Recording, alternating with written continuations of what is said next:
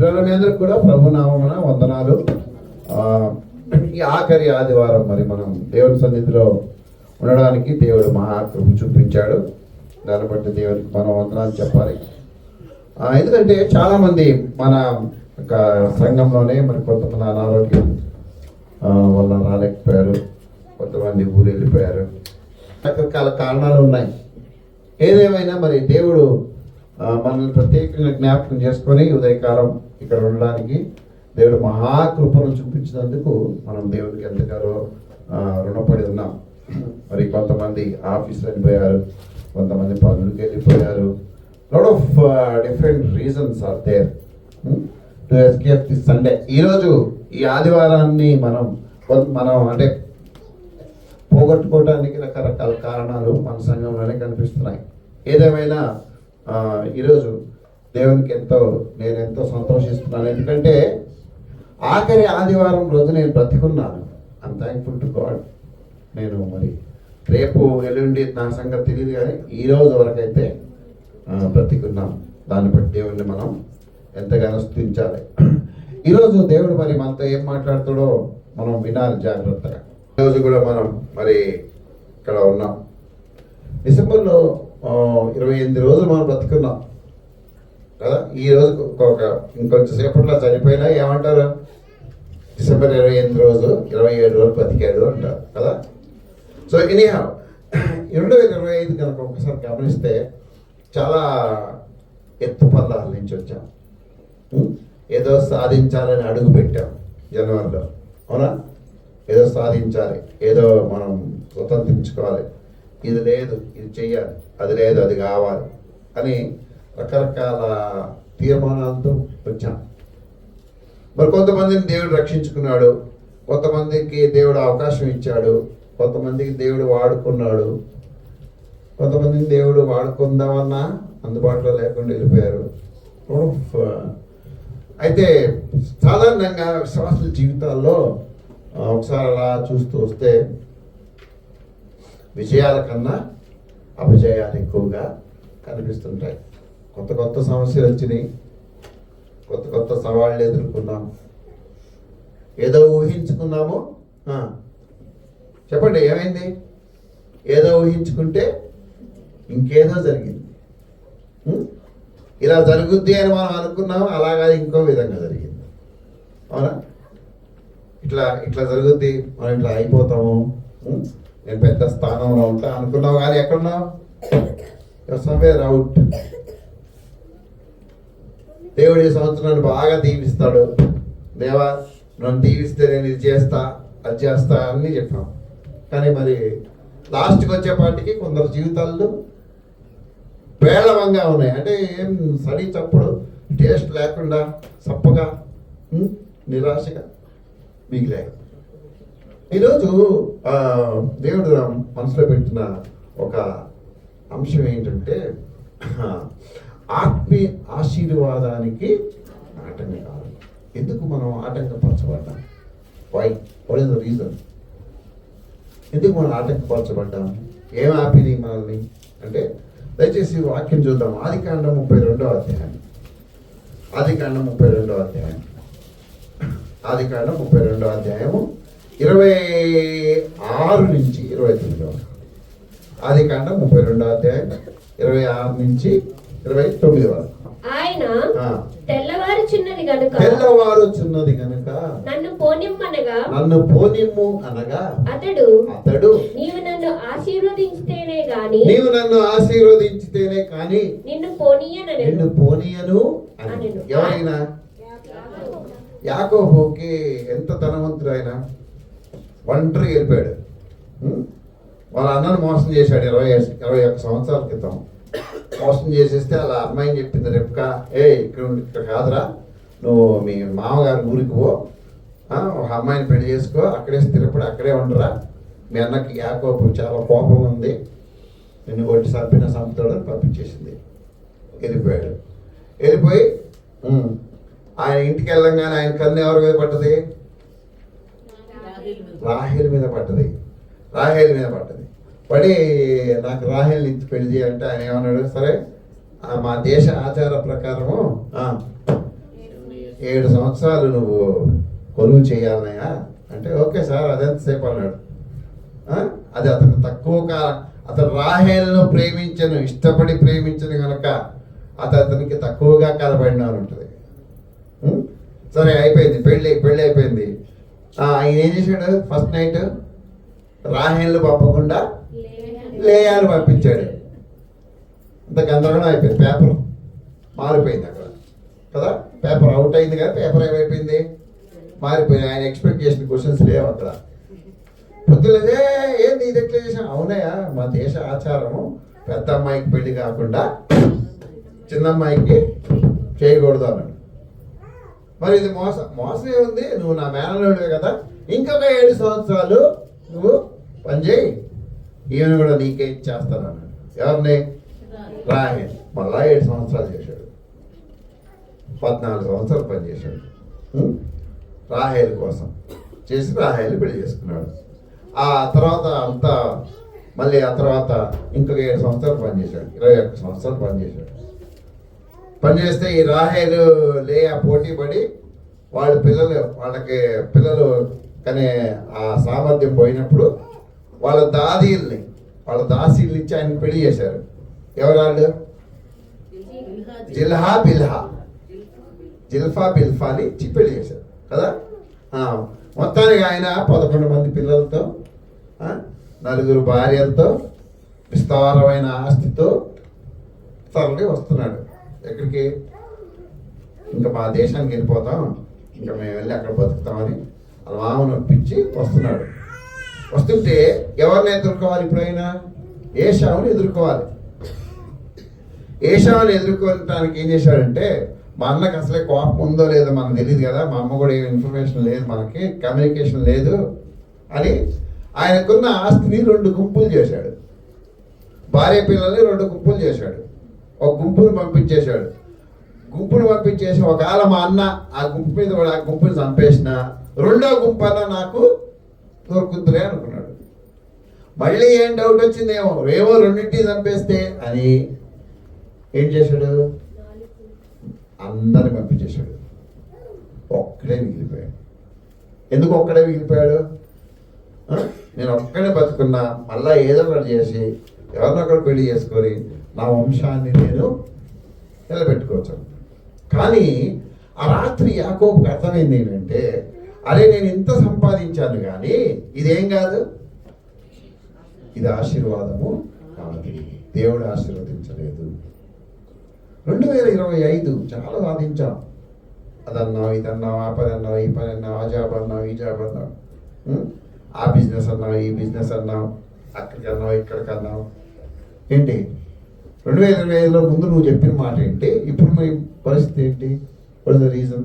అంటే మనలోనే ఉన్నాయి, చాలా అనుకున్నాం. కానీ యాకోబు ఒకటి అర్థం చేసుకున్నాడు ఏంటంటే, దేవా నీ ఆశీర్వాదం నా మీద లేదు, I don't have your blessings. రాత్రి దేవుడికి ప్రార్థన చేస్తున్నప్పుడు దేవుని దూత ఆయన దగ్గరికి వచ్చాడు. వచ్చినప్పుడు ఆయన గట్టిగా పట్టుకొని నన్ను ఆశీర్వదించు అన్నాడు. ఆయన ఏమన్నాడు? బాబు తెల్లారిపోతుంది, నన్ను వదిలే, నా దారి నేను పోతాను అన్నాడు. అంటే ఈయన ఏమన్నాడు? 26వ వచనం, ఆయన తెల్లవారుచున్నది గనుక నన్ను పోనిమ్మనగా అతడు నీవు నన్ను ఆశీర్వదించితేనే గాని నిన్ను పోనీయనెను. 2025లో దేవుడు నిన్ను ఆశీర్వదించలేకపోవడానికి కారణాలు ఏంటి? ఈరోజు వాక్యం అది ఆలోచన చేయండి ప్రతి ఒక్కరు కూడా. జనవరి 1 నువ్వు అడుగుపెట్టినప్పుడు నీ లైఫ్ ఎట్లా ఉంది?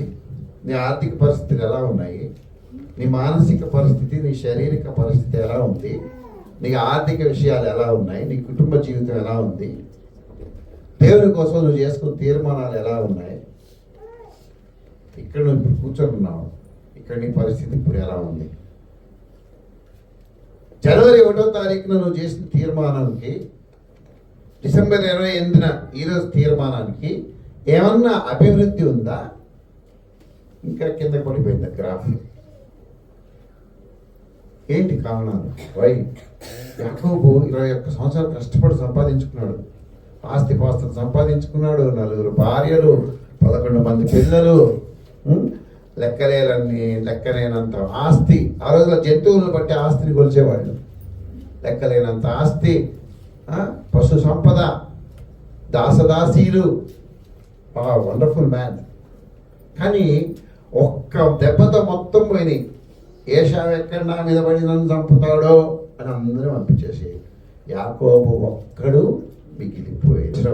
ఆ రాత్రి యాకోబు ఒక్కడు మిగిలిపోయాను అని ఉంటుంది. ఆదికాండం 24 చదవమ్మా. యాకోబు ఒక్కడు మిగిలిపోయాను. యాకోబు ఒక్కడు మిగిలిపోయాను. ఎందుకు ఒక్కడు మిగిలిపోయాడు? ఈరోజు నువ్వు ఒక్కడే మిగిలిపోవాలి ఇక్కడ. అంటే నీ మనసులో నుంచి ప్రతి ఆలోచన తీసేయి. Just think about you. యాకోబు ఒక్కడు మిగిలిపోయాడు. యాకోబు ఒక్కడే మిగిలిపోయాడంట. That is called realization. తను తాను బేరీజు వేసుకుంటున్నాడు. తన పతనానికి ఏంటి కారణం అని చూసుకుంటున్నాడు. 2025 ఎస్, ఏం సాధించలేకపోయావు? ఎందుకు సాధించలేకపోయావు? What is the reason? నీవు ఎందుకు దేవుడు నిన్ను ఆశీర్వదించలేకపోయాడు? ఎందుకు దేవుడు చేత కాలేదా? ఇప్పుడు 26 చదువమ్మా. అతడు తెల్లవారుచున్నది కనుక ఆయన తెల్లవారుచున్నది గనుక నన్ను పోనిమ్మనగా అతడు నీవు నన్ను ఆశీర్వదించితేనే గాని నిన్ను పోనీయనెను. ఆయన నీ పేరేమని అడగగా, నీ పేరు ఏమని అడగగా అతడు యాకోబు అని చెప్పాను. ఏమడిగాడు ఆయన? నీ పేరేంటి అన్నాడు. ఎందుకు ఆయన పేరు అడిగాడు? ఆయన తెలవదా దేవదూతకి ఈయన పేరేంటో? తెలుసా లేదా? కొత్తవాడా ఆయన? ఏమన్నా దేవుని కొలువులో కొత్తగా చేరాడా? ఎందుకు అడిగాడు? నీ పేరేంటి అంటే ఏం చెప్పాడు? నా పేరు యాకోబు అన్నాడు. ఈరోజు నువ్వు చెప్పాలి దేవుడికి నీ పేరేంటో. నీ పతనానికి కారణం ఏంటో నువ్వు చెప్పాలి. దేవా, నాలో అలక్ష్యం, నాలో నిర్లక్ష్యం ఉంది, నాకు లెక్కలేనితనం ఉంది, నాకు గర్వం ఉంది, నాకు పొగరు ఉంది, నేను చాలా అది, నేను చాలా ఇది. నువ్వు అదే, అందుకే నువ్వు అట్లా ఉండిపోయావు. స్టిల్ లైక్ దట్ ఉంది. నీ పేరు ఏమని అడగా అతడు నా పేరు యాకోబు అని. అప్పుడు ఆయన నీవు దేవునితోను మనుషులతోను పోరాడి గెలిచితివి గనుక ఇక మీదట నీ పేరు ఇశ్రాయేలే గాని యాకోబు అనబడదు అని చెప్పాను. ఫస్ట్ ఏం చేశాడు దేవుడు? ఆయన నేమ్ మార్చాడు, ఆయన పేరు మార్చాడు. నీ పేరు యాకోబు కాదయా, నీ పేరేంటి? ఇశ్రాయేలు. ఇశ్రాయేలు అంటే అర్థం ఏంటి? దేవునితో పోరాడువాడు. నీ పేరు ఇశ్రాయేలయ్యా. ఈరోజు నువ్వు నీ పేరు చెప్పేవనుకో, దేవా అంటే నీ బలహీనత ఏంటి? నువ్వు ఎందుకు ఎదగలేకపోయావు? నీలో ఉన్న గర్వమా, కోపమా, ఏమున్నాయి? అక్కడ ఉన్నాయి కొన్ని కారణాలు. అవి నువ్వు దేవుడికి చెప్తే దేవుడు గాడ్ విల్ చేంజ్ యూ. ఈరోజు నేను మారుస్తాడు. అది నువ్వు అర్థం చేసుకోవాలి. సో ఇక్కడ నా దగ్గర కొన్ని కారణాలు ఉన్నాయి. చూడండి, ఫస్ట్ కారణం ఏంటి? భ్రమ అంటే ఇల్యూజన్. Will go. నెక్స్ట్ కారణం ఏంటి? గర్వం. ఎందుకు నువ్వు నష్టపోయావు? నీకు గర్వం ఉంది బాగా. దేన్ని బట్టి గర్వం? అందము, ఐశ్వర్యము, డబ్బు, హోదా, ఎత్తు, రంగు, రుచి, చిక్కదనం, నిమ్మకాయలు, సంథింగ్. నా మొగుడు ఇంత సంపాదిస్తాడు, నాకేంటి కదా. తర్వాత కారణం ఏంటి? అసూయ. ఓర్చుకోలేకపోయావు. మంచి చీర కట్టుకొస్తే ఓర్చుకో ఎదుటోళ్ళు కదా, మంచి డ్రెస్ వేసుకొస్తే ఓర్చుకో. 4 పనులు ఎక్కువ వస్తే, నాకంటే 4 పనులు ఎక్కువ వస్తే ఓర్చుకోవు. అసూయ. నువ్వు కష్టపడావు కానీ అసూయ పడ్డావు. ఇంకోటి ఏంటి? వ్యభిచారం. ఈ వ్యభిచార క్రియలు, తలంపులు, ఆలోచనలు, ఉద్దేశాలు, చూపులు వన్ ఆఫ్ ద రీజన్ ఏమో నువ్వు ఆశీర్వదించబడలేకపోవడానికి. తర్వాత కోపం. కోపం, తన కోపమే. ఓకే, నెక్స్ట్ ఏంటి? తిండి పోతుతాను. ఫుడీస్, ఎక్కువ ఫుడ్ కదా. ఏమున్నా లేకపోయినా ఏముండాలి? తిండి ఉండాలి. మన మీటింగ్ ఎవరు అంటున్నాడు, వస్తావారా మీటింగ్ అంటే, ఏం పెడతారు అంకుల్ అక్కడ అని అడుగుతున్నాడు. అరే వాళ్ళ ఊర్లో గడ్డి ఉందిరా, అది పెడతారు, వస్తావా అని అడిగారు.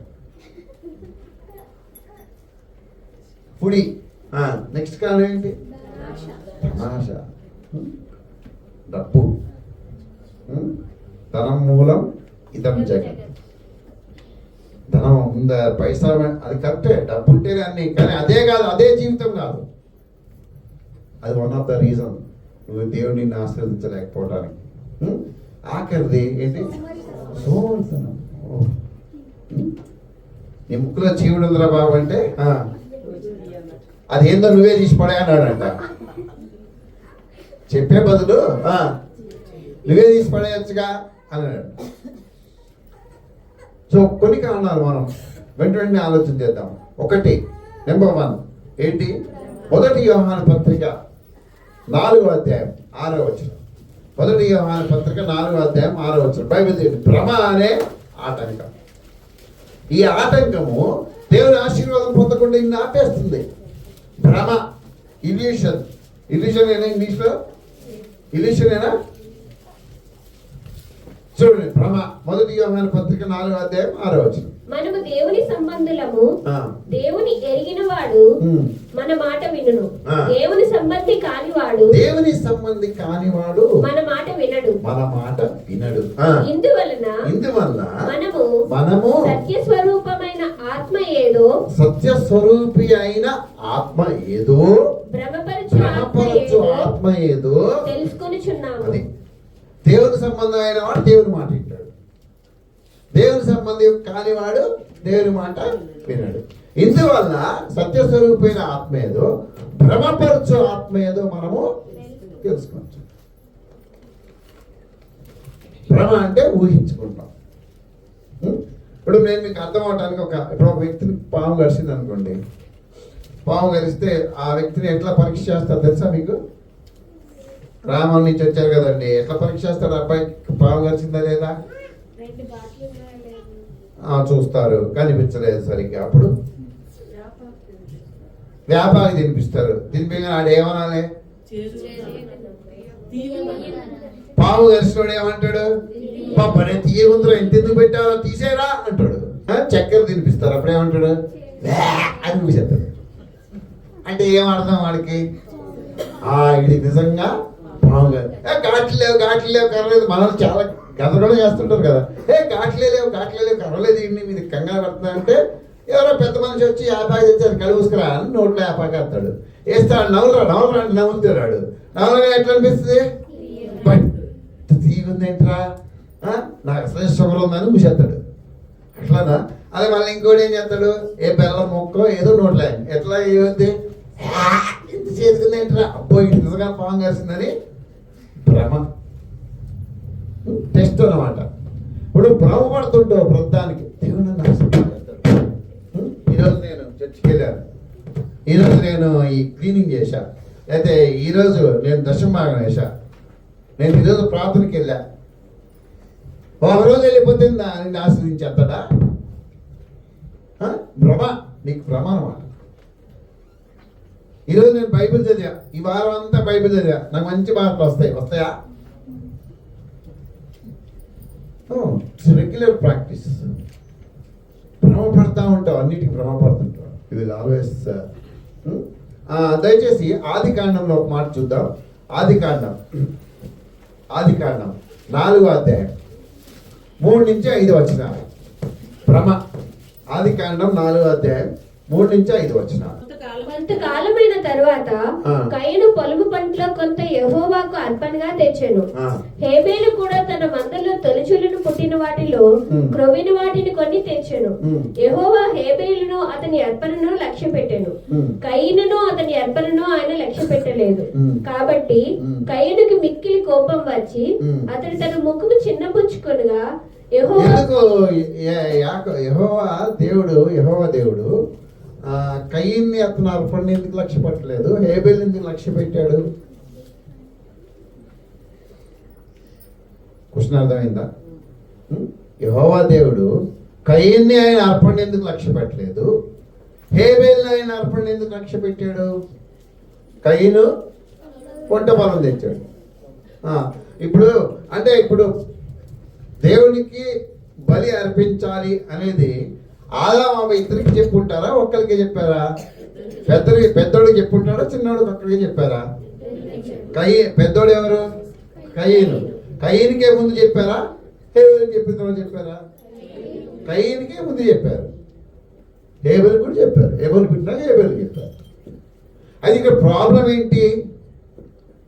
భ్రమపడ్డాడు అన్నమాట. శ్రేష్టమైనది ఇస్తున్నాను నేను, తన పొలము పంటలో శ్రేష్టమైన దాన్ని తీసుకొని దేవుడికి అర్పణగా తీసుకొచ్చాడు. దేవుడికి ఏది కావాలో, ఏది దేవుణ్ణి ప్రసన్నం చేస్తుందో, ఏది దేవునికి ఇష్టమో అది అర్పించాలా, లేకపోతే శ్రేష్టమైనది అర్పించాలా? మన భ్రమ అది. ఏదైతే ఏంటండి, అర్పిస్తే ఏమైంది, దశభాగం అయితే ఏమైంది, లేకపోతే నేను తీసుకెళ్ళి అప్పుడప్పుడు తీసుకెళ్ళి డబ్బాలు వేస్తే ఏమైంది? దశభాగం అంటే పాస్టర్కే ఇస్తే అయిపోద్ది కదా, లేకపోతే రకరకాల ఆర్గనైజేషన్స్ ఉన్నాయి, వాళ్ళకి ఇచ్చినా సరిపోద్ది కదా. దేవుడికి ఇవ్వటం కదా ముఖ్యం. అది మన భ్రమ. అర్థమవుతుందండి వాక్యం? ఎందుకు దేవుడు స్పందించలేకపోతున్నాడు నీ విషయంలో? ఎందుకు దేవుడు నీ విషయంలో సరిగ్గా ఏమంటారు ఆశీర్వదించలేకపోయాడు అంటే నువ్వు భ్రమలో బతికావు. దేవుని సత్యాలను ఇష్టం వచ్చినట్టు అనుకున్నావు, దేవుని వాక్యాన్ని ఇష్టం వచ్చినట్టు అన్వయించుకున్నావు. నువ్వు దేవుడు చెప్పింది ఏంటి? బలి అర్పించాలి, రక్తం చిందించబడాలి. ఈయనేమనుకున్నాడు? దేవుడికి అర్పించడం ముఖ్యం, తన పంట పొలంలో శ్రేష్టమైన దాన్ని తీసుకొచ్చాడు. ఇక్కడ ప్రాబ్లం ఏంటంటే మన ఇష్టాన్ని దేవుని మీద రుద్దటం, మన అనుకూలతని దేవుడికి ఆపాదించడం. దేవుని పద్ధతిలోకి మనం రావాలి, మన పద్ధతిలోకి దేవుడు రాడు, ఎప్పుడు రాడు. అందుకే దేవుడు నిన్ను ఆస్వాదించలేకపోయాడు ఈ సంవత్సరం. నాట్ ఏబుల్ టు గాడ్, దేవుడు నిన్ను ఆస్వాదించలేకపోవడానికి కారణం ఏంటంటే దేవుని పద్ధతిలోకి నువ్వు వెళ్ళకుండా నీ పద్ధతిలోకి దేవుడు రావాలని నువ్వు కోరుకున్నావు. అదొక రీజన్. అందుకే నష్టపోయాను. దేవుడి పద్ధతిలోకి మనం వెళ్తేనే దేవుడు స్పందిస్తాడు. రెండో కారణం చూద్దాం. రెండో కారణం ఏంటి?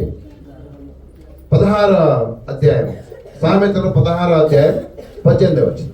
నాశనమునకు ముందు గర్వం నడుచును, నాశనమునకు ముందు గర్వము నడుచును, పడిపోవుటకు ముందు అహంకారమైన మనస్సు నడుచును. ఒక వ్యక్తి నాశనం అవ్వబోతున్నాడు అంటానికి గుర్తేంటంట? అతను గర్వం వస్తుంది. పడిపోతున్నాడు ఒక వ్యక్తి, నాశనం అయిపోతున్నాడు, దానికి ముందే వస్తే అహంకారమైన మనస్సు. అహంకారం లెక్క చేయడు మనుషుల్ని. అస్సలు జాంతానే అంటాడు. నేనే ఉంటే నా మాటే విను, నువ్వు నీ మాట మాత్రం నేను చచ్చినా విను. గర్వం. బహుశా నువ్వు 2025లో దేవుడు నిన్ను ఆశ్రయించలేకపోవడం కారణం ఇదే అయ్యిండి వచ్చాము. చాలా గర్వం. ప్రేదలాడు చెప్పరు, పలకరించుకోవటాలు ఉండవు, పనులు చేయవేస్తారు. ఏం నడుస్తుందంటే నాశనం ముందు నువ్వు దేవుడిని దీవించలేకపోవడానికి కారణం ఇదేనేమమ్మా సోదరి. ఒకసారి చూడు, దేన్ని బట్టి గర్వం? నీకున్న డబ్బులు, అందము, చెప్పండి దేనికి గర్వం వస్తుంది? ఆస్తిపాస్తులు, నీ ఆదాయము, నీ పనులు, నీ భూమి పంట, ఏంటి అంతేనా? నీకు చదవచ్చు, ఏమొచ్చు? చదవచ్చు, పక్కన రాదు కదా, గర్వం. నేను తెల్లగా ఉంటా, పక్కన ఎట్లుంటారా? నల్లగా ఉంటారు. అంతేనా? రకరకాల కారణాలు ఉంటాయి గర్వానికి, రకరకాల కారణం. ఎవరి కారణాలు వాళ్ళకు ఉంటాయి గర్వించడానికి. అందుకే దేవుడు నేను దీవించలేదు. మేబీ అసలు పలకరు, అంజాన్ని కొట్టి వెళ్ళిపోతుంటారు. నా అనుభవాలు చెప్తున్నా మీతో, నా అనుభవాలు మీతో అని పుస్తకం రాయాలనుకుంటున్నా నేను. ఏంటి, ఎవరో తెలవనట్టు ఎదురుగానే ఉంటారు, కానీ ఎట్లా వెళ్ళిపోతారు? ఈడెవడే ట్రాఫిక్ పోలీస్ అన్నట్టు వెళ్ళిపోతారు.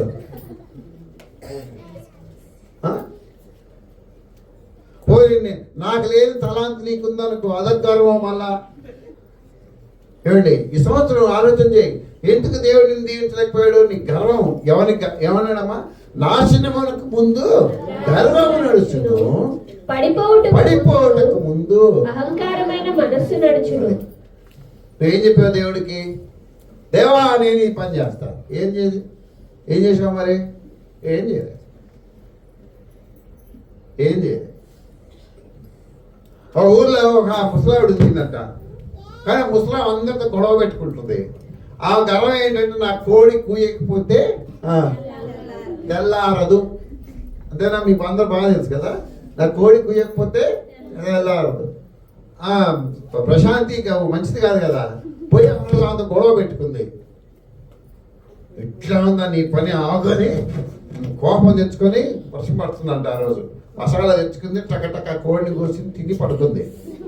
ఏమనుకుంది ముసలావిడ? అరే పొద్దున నీ ఇంటి ముఖాన సూర్యుడు ఎట్లా వస్తాను చూస్తా ప్రశాంతి అని పడుతుంది. బాగా తిన్నదేమో, ఫుల్ నిద్రపోయింది. ఎండ వచ్చి ఆ ముఖం మీద పడ్డది. అప్పుడు కళ్ళు తెలిసింది, అరే ఏంటబ్బా వేడిగా ఉంది. అప్పుడు అర్థమైంది, ఏంటి నా గర్వంతో నేనేం చేశాను? రోజుకు ఒక గుడ్డు పెట్టే బంగారం లాంటి కోడిని కోసుకొని తిన్నా అనుకున్నాను. దేవుడు ఒక వ్యక్తిని బాగా దీవించాడు, బాగా దీవించాడు. 2వ దినవృత్తాంతాలు 26వ అధ్యాయం, 2వ దినవృత్తాంతాలు 26వ అధ్యాయం 16వ వచనం చూద్దాం. అయితే అతడు స్థిరపడిన తరువాత అతడు మనస్సును గర్వించి చెడిపోయాడు. ఎవరైనా? ఉజ్జియా అని దేవుడు చిన్న వయసులో నుంచే రాజుని చేస్తాడు. 12 ఏళ్ల వయసు అప్పటి నుంచే ఆయన రాజు అయిపోతాడు. దేవుని వాక్య ప్రకారము, దేవుని ధర్మశాస్త్ర ప్రకారం పరిపాలన చేస్తాడు. 16 ఏళ్ల వయసు నుంచి కదా, వాళ్ళ అమ్మ ఆయన్ని నడిపిస్తూ ఉంటుంది కదా. 12 కాదు, 16 ఏళ్ల వయసు కదా. 16 ఏళ్ల వయసు నుంచి ఉజ్జియాన్ని నడిపిస్తుంటుంది. ఉన్నత స్థానాలను తీసేస్తాడంటే విగ్రహారాధనని పూర్తిగా తీసేస్తాడు. ఉజ్జియాకి ఇంకేంటి దేవుడి బ్లెస్సింగ్? ఆయన ఈ యంత్రాలను కనిపిస్తాడు. యంత్రాలు అప్పుడే కొత్త యుద్ధ ఉపకరణాలు, ఇనుపుతో తయారు చేసిన యుద్ధ ఉపకరణాలు ప్రవేశపెడతాడు సైన్యంలో. కత్తులు, డాళ్ళు, ఇవన్నీ ప్రవేశపెట్టాడు.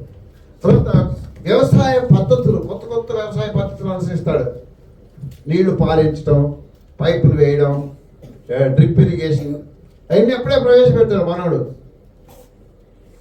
దానివల్ల ఏమవుతుందంటే, ఈయన సైన్యానికి ఎవరు ఎదురు తిరగరు.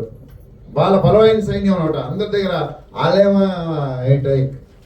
వెదురుతో బాణాలు వేసేటప్పుడు ఈ మనోడు డాల్ అడ్డం పెట్టి కత్తి కొట్టేట్టు అయిపోయింది. అవి అప్పుడే అవన్నీ వచ్చినాయి.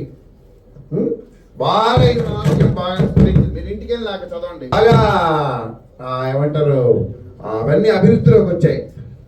మొత్తం బాగా అభివృద్ధిలోకి వచ్చాయి అవన్నీ.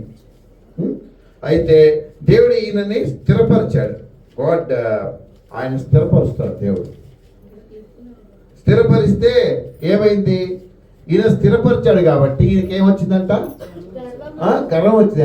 నాకెవడరా బాబు ఇలా తిరిగేది అని అతడు స్థిరపడిన తర్వాత మనసును గర్వించి చెడిపోయాను. 2025లో దేవుడు ఏదో కొంత ఇచ్చాడు అనుకో నీకు, ఏమొచ్చింది నీకు? గర్వం వచ్చింది. ఎదురు లెక్కలేదు, అసలు నీకు లెక్కలేదు.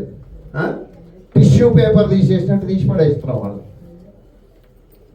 ఫారిన్లో టిష్యూ పేపర్ వాడుకుంటారు, మీకు తెలిసి ఎందుకు వాడతారు?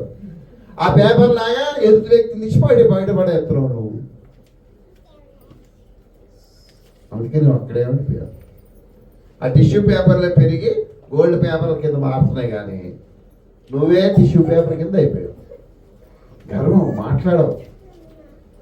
పెద్దవాళ్ళు ఒక మాట అన్నారు అనుకో, నన్నంటారా? నో. పోనీ పెద్ద మనిషి ఒక మాట నిన్ను అన్నాడు అనుకో, అరే పెద్ద ఆయన అన్నాడు, సమాధానం లేదు. చాలా గర్వం. నీ గర్వం ఏం చేస్తుంది? నీ నాశనానికి దారి తీస్తుంది. నువ్వు నాశనం అయిపోతున్నావు. అయిపోయావు కూడా 2025లో. అంత గర్వం ఎందుకు నీకు? అంత పొగరెందుకు? ఏంటి అంత తలబీర్స్ ఎందుకు? ఏం చేశాడు తెలుసా ఆయన? గర్వంతో ఏం చేశాడు? యాజకుల దగ్గరికి వెళ్ళాడు. ఆగండి, నేను ఇస్తా బలి, నేను బలి అర్పిస్తాను. తగ్గండి. అది చేయకూడదు మహారాజా, మీరు చేయకూడదు మహారాజా. నెట్టేసాడు వాళ్ళని. నెట్టేసి బలి అర్పించబోతుంటే వెంటనే దేవుడు ఏం చేశాడు? ఇంటికి చదవండి. అతని ముఖం అంతా కుష్ఠరోగం వచ్చేసింది. వెంటనే యాజకులు ఆయన్ని బయటకు నెట్టేశారు. ఎందుకు? కుష్ఠరోగులు ఎక్కడ ఉండకూడదు? దేవుని సన్నిధిలో ఉండకూడదు. ఆయన బతికున్నంత కాలం ఒక స్పెషల్ రూమ్ ఒకటి పెట్టి ఆ రూమ్లో పడేశారు. అక్కడే చచ్చిపోయాడు. నాశనమునకు ముందు దేన్ని బట్టి గర్విస్తున్నావు? ఇక్కడున్న బలమా? ఇక్కడున్న జ్ఞానమా? లేకపోతే నీ దగ్గర ఉన్న టెక్నాలజీయా? దేవుడు తన కృపను బట్టి నీకు ఇచ్చాడు, అవి మర్చిపోయావు. అంతేనా? అవి మర్చిపోయావా? పోయిన ఈ సంవత్సరం ఒక ఆయన అంట ఏంటి ఫుట్బాల్ ఆడుతున్నాడు అంట. ఫుట్బాల్ ఆడేసి వచ్చి అక్కడ కూర్చొని ఏమైపోయాడు? చచ్చిపోయాడు. ఏమైంది ఆయన బలం? క్రికెట్ ప్రాక్టీస్ చేసేవాళ్ళు చచ్చిపోయారు. ఏమైంది వాళ్ళ బలం? ఏమైందండి?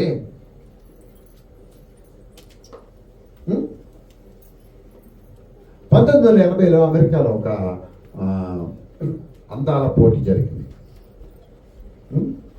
మెట్రో రోజ్లిన్ ఆమె చక్కటి ప్రపంచ సుందరిగా సెలెక్ట్ అయింది. సెలెక్ట్ అయితే ఆమెకు ఎంత గర్వం అంటే అసలు పక్కన ఉన్న మనిషిని కూడా ఏబా అనేది జీవనించుకుంది. అయితే ఒక యవనస్తుడు ఈ విషయం అభ్యంతరపడ్డాడు. అరే దీనికి ఇంత గర్వమా అని. ధనవంతుడే, బాగా ధనం ఉన్నాడు. మెల్లిగా ఆమెతో స్నేహం చేశాడు. ఆయన కూడా చీదరించుకునేది. సరే మొత్తానికి వాడు సరే మన ఇద్దరు డేటింగ్కి వెళ్దాంరా అని తీసుకెళ్ళాడు. తీసుకెళ్ళి ఒక ఇంట్లో బంధించాడు. 8 సంవత్సరాలు ఆమెను బంధించాడు. బంధించి ఆయన ఏం చేశాడు తెలుసా? సిగరెట్తో ఆ నడినెత్తు మొదలుకొని అరికాల దాకా మొత్తం వాతలు పెట్టాడు. అసలు ఈ భాగంలో వాతలు లేవు అనకుండా 8 సంవత్సరాలు ఆయన నడినెత్తి మొదలుకొని అరికాల వరకు మోతలు పెట్టి బయటకు వదిలేశాడు. ఏమైంది ఇప్పుడు గర్వం? ఇప్పుడు ఏం చేయాలి? 8 ఏళ్ళు అన్నం పెట్టేవాడు, మందు పోసేవాడు, మటన్ పెట్టేవాడు, చికెన్ పెట్టేవాడు, రోజుకి 5 సార్లు 5 సిగరెట్లు కాదు వాళ్ళంతా కాల్చేవాడు. అది ఎట్లా కాల్చేవాడు అంట? కాల్చిన దగ్గర మళ్ళా కాల్చేవాడు. పెద్ద మచ్చపడాలన్నమాట. బయటికి వచ్చిన తర్వాత 8 సంవత్సరాలు నేను రోజు మెంట్రో అంటే ఎవరు నమ్మలే. నీ మొహం నువ్వేం రోజు మెంట్రో అన్నాడు. అట్లా మార్చేశాడు. దేవుడు కూడా నీ విషయంలో నీ గర్వాన్ని బట్టి నిన్ను అనచక ముందే నువ్వు కనీసం రియలైజ్ అవ్వు. ఈరోజు అన్నా ఇంకొక ఆయన దేవుడు దీవించాడండి. అదే 32వ అధ్యాయం చూడండి. ఈయన కూడా అంతే, 32వ అధ్యాయం 24వ అధ్యాయం, 2వ దినవృత్తాంతాలు 32వ అధ్యాయం 24 నుంచి 26 వచ్చినారు. ఆ దినములలో హిజ్కియా రోగి అయి మరణ దశలో నుండెను. అతడు యెహోవాకు మొర్రపెట్టగా ఆయన అతనికి తన చిత్తమును తెలియపరిచి అతనికి సూచన ఒకటి దయచేశాడు. అయితే హిజ్కియా మనస్సున గర్వించి తనకు చేయబడిన మేలుకు తగినట్లు ప్రవర్తింపనందున అతని మీదికి యూదా యెరూషలేముల వారి మీదికి కోపము రాగా, ఇప్పుడు హిజ్కియా మంచి రాజు, దేవుడు చెప్పినట్టు విన్నాడు అన్ని. అయితే దేవుడు ఆయన ముందే చెప్పాడు, బాబు నువ్వు చచ్చిపోబోతున్నావు, నీ ఇల్లు చక్క పెట్టుకో అంటాడు. యెషయా గ్రంథం 38 అంటాడు. అంటే హిజ్కియా ఏం చేస్తాడు, గోడ తట్టు మొహం తిప్పుకొని ప్రార్థన చేస్తాడు. దేవా నేను ఎలా జీవించాలో నీకు బాగా తెలుసు కదా, నన్ను జ్ఞాపకం చేసుకోవడం. కానీ మళ్ళీ నాసారి ప్రవర్తన పంపించి నీ ప్రార్థన విన్నాను నేను, నీకు 15 సంవత్సరాల ఆయుష్ పెంచుతున్నాను. అంటే నాకు ఒక సూచన అంటే అహాబు గడియారంలో ముందుకెళ్ళిన టైము వెనక్కి తీసుకొస్తాడు.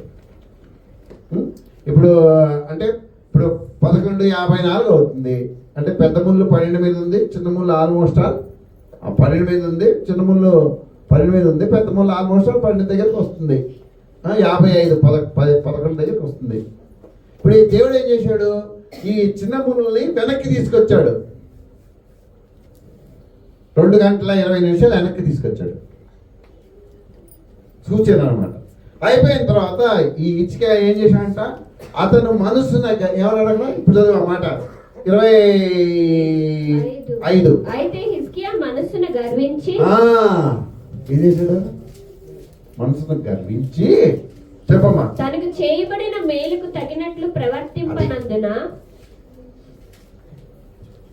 గర్వం ఎందుకు, దేవుడిని ఎక్కడి నుంచో తీసుకొచ్చాడు, ఇక్కడ కూర్చోబెట్టాడు, తన కృపను విస్తరింపజేశాడు, మారు మనసు పొందే అవకాశం ఇచ్చాడు, బాప్తిజం తీసుకునే అవకాశం ఇచ్చాడు, సంపాదించుకునే అవకాశం ఇచ్చాడు, చక్కని కుటుంబం ఇచ్చాడు, నీకు సంఘం ఇచ్చాడు. ఇప్పుడు ఏంటి నీ లెవెలు, ఏంటి ఇస్తే నేనున్నాను ఇట్లా, నువ్వు ఉన్నావా నీ మొహం అంటున్నావు.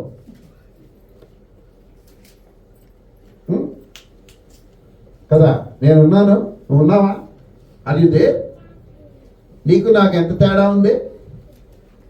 ఒకసారి అద్దంలో చూసుకోపో.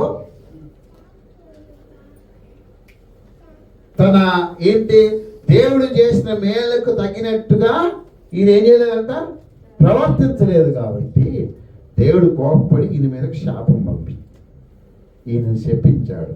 మీకు ఉగ్రత, మీరు అసలు ఉండరాయా, నేను మిమ్మల్ని తీసేస్తానని చెప్పాడు. దేవుడు మేలు చేశాడా, ఆరోగ్యం ఇచ్చాడా, ఈ సంవత్సరం ఇచ్చాడా లేదా, సహాయం చేశాడా, ఆదుకున్నాడా, ఆర్థిక విషయాలన్నీ తీర్చాడా, ఆదుకున్నాడా లేదా, ఆదుకున్నాడు. మరి నువ్వు చేసింది ఏంటి, 2025లో నీ ప్రవర్తన ఏంటి, వాట్ ఇస్ యువర్ రియాక్షన్? ఏం చేశాడు తెలుసా దేవుడు, ఏం చేశాడు, ఇంకా యూదా రాజ్యం నువ్వు కాదయా, ఎవరు నేను తీసేస్తానని చెప్పాడు. అప్పుడు ఈయన ఏం చేశాడంట, చదువమ్మా ఇప్పుడు చదువు 26. యెరూషలేము వారి మీదకి కోపం రాగా హిజ్కియా హృదయ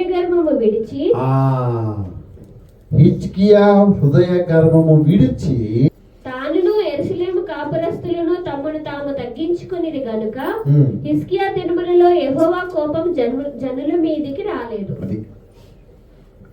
గర్వం విడిచి ఏం చేశాడంట, తగ్గించుకున్నారు తమను తాము. ఎవరు, ఆయన అక్కడున్న ప్రజలు. ఎందుకు దేవుడిని అక్కడే ఆపేశాడు 25లో? You have something proud. దేవుడు చేసిన మేలు బట్టి ఇప్పుడు నాకు చదవటం ఇచ్చాడు అనుకో, నేను చాలా నేను ఒక్కడే చదవగలను, నేను ఒక్కడే చేయగలను. ఏం చేశాడు దేవుడు, కోప్పడ్డాడు, నువ్వా ఆడు నిన్ను తీసేస్తా అని చెప్పాడు. అప్పుడు ఏం చేశాడు, తన గర్వము విడిచి తమ్ముడు తాము తగ్గించుకున్నాడు. అప్పుడు దేవుడు ఆయన చెప్పిన మాటని పోస్ట్ పోన్ చేసుకున్నాడు. నువ్వు దేవుడు నిన్ను ఆశీర్వదించలేకపోవటానికి బహుశా ఇదే కారణమేమో. గర్వం. ఎందుకు గర్వం? ఎందుకండి గర్వం? చెప్పండి, ఎందుకు గర్వం నీకు? మాట్లాడలేదు. ఎందుకు గర్వం ఎందుకు వచ్చింది నీకు? ఏదో నా దగ్గర లేదు, నీ దగ్గర ఉంది, అంతేనా? నాకు రాందేదో నీకు వచ్చు. నీ దగ్గర ఒక సాంకేతిక నైపుణ్యం, technical, your confident, technical authentication ఉంది, నా దగ్గర లేదు. నీ దగ్గర డబ్బు ఉంది, నా దగ్గర లేదు. నీ దగ్గర అందం ఉంది, నా దగ్గర లేదు. అందుకే నాకు గర్వం. ఏం చేశాడు దేవుడు? ఆయన ఎవరు? ఉజ్జియా ఏమో తన తప్పు గుర్తించలేకపోయాడు, ఈయన గుర్తించి సర్వ్ చేసుకున్నాడు కదా. గుర్తించి సర్వ్ చేసుకున్నాడు ఆయన సర్వ్ చేసుకోలేకపోయాడు. ఏంటి సౌండ్ వస్తుంది? ఓకే. సో గర్వం కారణం. తర్వాత ఇంకొక కారణంలోకి వెళ్దాం. ఏంటి? అసూయ. ఆదికాండం 37వ అధ్యాయం 4-5 వచనాలు. ఆదికాండం 37వ అధ్యాయము 4-5 వచనాలు. అతని సహోదరులు తమ తండ్రి అతనిని తమ అందరికంటే ఎక్కువగా ప్రేమించుట చూచినప్పుడు వారు అతని మీద పగబట్టి అతని క్షేమ సమాచారమైనను అడగలేకపోయింది. యోసేపు ఒక కల కని తన సహోదరులతో అది తెలియజెప్పగా వారు అతని మీద మరీ పగపట్టింది. 3 కళలు చెప్తాడు యోసేపు వాళ్ళకి. దేవుడు నన్ను ఇట్లా ఆశీర్వదిస్తున్నాడయ్యా చెప్తాడు. దేవుడు మరి మీ అందరి మీద నన్ను అధికారం చేశాడయ్యా, దేశం అందరి మీద నన్ను అధికారం చేశాడయ్యా, మీరు తల్లిదండ్రులు నాకు శాస్త్రాంగపడి నమస్కారం చేశారయ్యా అని చెప్తాడు. 11వ వచ్చింది ఇప్పుడు. అతని సహోదరులు అతని యందు అసూయ పడిరి. వాళ్ళకేమొచ్చింది? అసూయ వచ్చింది. అరే ఈడు చిన్నవాడు, ఈడికి మేము మొక్కటమా? సరే మేమైతే మొక్కుతాం, అమ్మా నాన్న కూడా మొక్కాలి నా వీడికి. అసూయ పడ్డారు. ఎందుకు అసూయ? వాళ్ళకి లేనివి దేవుడు ఈయనకి ఇచ్చాడు కాబట్టి అసూయ పడ్డారు. అప్పుడు 11 మంది అందమ్మలకి లేవయి, కానీ ఈయనకు ఉన్నాయి. దేవుడు కళల ద్వారా ఇంత మాట్లాడాడు. దేవుడు ఈయన ప్రిపేర్ చేస్తా వచ్చాడు ఐగుప్తు సింహాసనానికి, ఐగుప్తు దేశానికి అధిపత్యం చేయడానికి. ఆ దేవుని యొక్క ప్రణాళిక ఆయన జీవితంలో. అది ఆయన చెప్పినప్పుడు వీళ్ళకి ఏమొచ్చిందంట? అసూయ వచ్చింది. తర్వాత వాళ్ళ నాన్న విచిత్రపు టంగేవాడు పుట్టించి ఇచ్చాడు అందరికంటే చిన్నోడని. అప్పుడు ఇంకా బెన్యామిని పుట్టలేదు. అదొక అసూయ కదా. ఇప్పుడు నీకంటే కలర్ ఎక్కువ ఉన్నా మేము చేసుకొచ్చాడు అనుకో మీ ఇంట్లో ఎవరన్నా, అప్పుడు ఏమవుతుంది? ఏమవుతుంది? మాట్లాడేటండి. పెద్ద ఆమెకు అసూయ వస్తుంది. అరే ఆమె కరాల్లోకి ఇవి రావడానికి ఉన్న పేరెంట్లు అన్నీ కొంటారు, దేశంలో ఉన్నాయన్నీ. అంతేనా?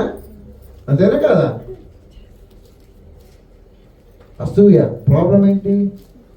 జస్ట్ అసూయ. ఏమైంది? ఈయన వచ్చాడు, అరే ఈ కళ్ళగని వాడు వస్తున్నాడు రా, ఈయన పేర విడకవద్దని ఆయన అన్నం తీసుకొస్తే అన్నదమ్ముల దగ్గరికి ఆయన షర్ట్ తిప్పేసి ఆయన గుంట్లో పడేశారు. పడేసి చంపేద్దాం అనుకున్నారు. అప్పుడు పెద్దోడు ఏమన్నాడు? వద్దు ఆయన చంపి వాడు రక్తాపని మనం ఎందుకు, అదిగో ఆ ఇష్మాయిల్ వస్తున్నాగా ఆయనకి అమ్మేశారు. అమ్మేశారా? అమ్మ పీడ పోయింది. మరి ఆ డాడీకి ఏం చెప్తాం? మ్యాక్స్ పిల్లలు కోసి దాని రక్తం అంతా పూసి ఆ మేఘను వండుకొని తిని ఇదిగో ఈ షర్ట్ దొరికి నీ కొడుకునే ఏమో చూసుకోపోవాలి ముసలు పోగాని కొట్టారు. అయిపోయింది అక్కడికి. యోసేపు లైఫ్ అక్కడికి అయిపోయింది అనుకున్నారు వాళ్ళు. అసూయ అయిపోయింది అక్కడికి. అయిపోలేదు. ఇష్మాయిల్ తీసుకెళ్లారు, పోతీఫర్కి అమ్మాడు. మరి మేడం ఆయన్ని శోధించింది, అక్కడ గెలిచాడు, జైలు వేసాడు, మళ్ళీ అక్కడ కళ్ళబావని చెప్పాడు. ఆయన అక్కడే ఉన్నాడు. దాదాపు 14 సంవత్సరాలు వెయిట్ చేశాడు ఆయన దేవుడు దీవించడానికి. ఆఖరికి కళ వచ్చింది ఎవరికి? ఫరోకి. కళ మర్చిపోయాడు, దాని భావం చెప్పాలి. దేవుడు ఈయనకి జ్ఞానం ఇచ్చాడు, చెప్పాడు. ఏమైంది? అసూయ. దేన్ని బట్టి నీకు అసూయ పడుతున్నావు? ఎదుటి వ్యక్తి మీద దేన్ని బట్టి అసూయ పడుతున్నావు? నీకు లేని వాళ్ళకు ఉన్నాయని అసూయ. నీకంటే వాళ్ళు బాగా మాట్లాడతారని అసూయ. అంతేనా? నీకు లేని నగలు వాళ్ళకు ఉన్నాయని, నీకు లేని స్నేహాలు, ఇళ్ళు, ఆస్తిపాస్తు వాళ్ళకు ఉన్నాయని నీకు అసూయ. అసూయ క్యాన్సర్ లాంటిదండి. తలపైకెత్తండి అందరు. అసూయ ఎట్లాంటిది? అది లోపలే క్యాన్సర్ ఏం చేస్తుంది? క్యాన్సర్ లాస్ట్ స్టేజ్లో బయటపడుద్ది. లోపలే నష్టం చేస్తూ ఉంటుంది. ఆఖరికి బయటపడుతుంది. అది బయటపడిన తర్వాత అప్పుడు ట్రీట్మెంట్ మొదలు పెడితే బతికే వాళ్ళు చాలా తక్కువ. 100కి 99 మంది చచ్చిపోతారు. వాళ్ళు అలా ఒకరు బతుకుతారు దేవుని కృపను బట్టి. దేన్ని బట్టి నీకు అసూయ? ఎదుటి వ్యక్తి మీద. నీకంటే వాళ్ళు అందంగా ఉంటే నీకు అసూయ. మార్కు సువార్తలో ఒక మాట చెప్తాడు యేసు ప్రభు. చూడండి, 15వ అధ్యాయం 9వ వచనం. మార్కు సువార్త 15వ అధ్యాయం 9వ వచనం. ప్రధాన యాజకులు అసూయ చేత యేసును అప్పగించరని పిలాతు తెలుసుకొని. ఎందుకు అప్పగించారంటే యేసు ప్రభుని? అసూయ చేత. యేసు ప్రభు మీద అసూయ వచ్చింది వాళ్ళకి. ఎన్వి అంటారు ఇంగ్లీష్లో కదా. ఎందుకు అసూయ వచ్చింది? వాళ్ళు చేయలేని పనులు ఈయన చేస్తున్నాడు. రోగుల్ని స్వస్థపరుస్తున్నాడు, చనిపోయిన వాళ్ళని లేపుతున్నాడు, పేదలకు అన్నం పెడుతున్నాడు, నీళ్ళని ద్రాక్షారసంగా మారుస్తున్నాడు. పరలోక సత్యాలు వీళ్ళకి తెలవు, ఆయన తెలుసు, ఆయన చెప్తా వెళ్తున్నాడు వీళ్ళకి. ప్రజల వీళ్ళ యాజకుల మీద ఆధారపడటం కంటే ఎక్కువ ఫాలో అప్ అయిపోయింది. ఎవరికి? యేసు ప్రభుకి ఎక్కువ మంది ఫ్యాన్స్ అయిపోయారు అక్కడ, వీళ్ళకి లేరు. అదే అసూయ వచ్చింది. ఏం గ్రహించంట ఆయన? పిలాతు అసూయ చేత ఆయనను అప్పగించిరని ఎదిగి. నువ్వు నీకున్న అసూయ చేత ఏం చేస్తావు? అన్ని ఏదో ఒకటి జడగొడతావు, కావాలని జడగొడతావు, దేవుని పని జడగొడతావు, దేవుని పద్ధతి జడగొడతావు, దేవుని మందిరాన్ని జడగొడతావు, చర్చికి వచ్చేవాడిని జడగొడతావు. ఎందుకంటే నీకు అసూయ. అంతేనా? నీలో అసూయ ఉండడం వల్ల నువ్వు దేవునికి విలువ ఇవ్వట్లే. You have something in your mind. ఏమంటారు? ఆయన చెప్తున్నాడు కదా. 1 కొరింథీ పత్రిక 3వ అధ్యాయం 3వ వచనం. 1 కొరింథీ పత్రిక 3వ అధ్యాయం 3వ వచనం. మీలో అసూయయు కలహమును ఉండగా మీరు శరీర సంబంధులై మనుష్య రీతిగా నడుచుకుని వారు కారా? మీలో అసూయయు కలహమును ఉంచుకొని మీరు శరీర సంబంధులు కారా? అసూయ విల్ ఫాలో ఆల్వేస్ కలహము. కలహం అంటే గొడవలు, అసూయ అనమాట. నాకు మీరు అసూయయు కలహమును ఉండగా మీరు ప్రకృతి సంబంధులు కారా? 1 పేతురు పత్రిక 2వ అధ్యాయం 2వ వచనం. దయాళుడని మీరు రుచి చూచిన యెడల సమస్తమైన దుష్టత్వమును సమస్తమైన కపటమును వేషధారణ అసూయ సమస్త దూషణ మాటలు ఇవన్నీ లింక్ అన్నమాట. దుష్టత్వము, కలహము, అసూయ, దూషణ, వేషధారణ, ఇవన్నీ లింక్. నీలో ఇవన్నీ ఉన్నాయంటే కారణం ఏంటి? నీలో అసూయ ఉంది, దుష్టత్వం ఉంది, నష్టం చేయాలని చూస్తావు, కలహము, గొడవ పెట్టుకోవాలని చూస్తావు, గర్వం ఉంది నీ లోపల. ఎందుకంటే నీలో అసూయ ఉంది కదా. You are envying something. ఇప్పుడు నా కంప్యూటర్ రాదు, త్రిమూర్తులు కూర్చు, నాకేం అసూయ? ఆయనకి అన్ని కంప్యూటర్లు వచ్చు, నాకు రావు. అందుకోసం ఏం చేస్తా? ఊరికే ఆయనతో గొడవ పెట్టుకుంటుంటాను నేను.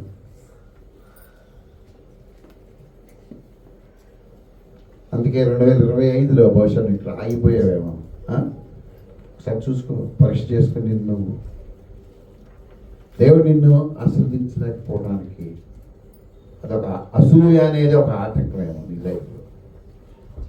జస్ట్ ఎగ్జామిన్ చేసుకో ఒకసారి. వాళ్ళకి అది ఉంది, నాకు లేదు. ఇప్పుడు నాకు లేదు, మా అన్నయ్యకి ఉందనుకో, నేను సంతోషించాలా? ఏడవాలన్నా? సంతోషించాలి. ఎందుకంటే అరే మనం ఎట్లా తీసుకోవాలి? మా ఇంట్లో దేవుడు ఒకరికి ఈ ఆశీర్వాదం ఇచ్చాడు, నాకు లేనిది మా వదిలికి ఉంది.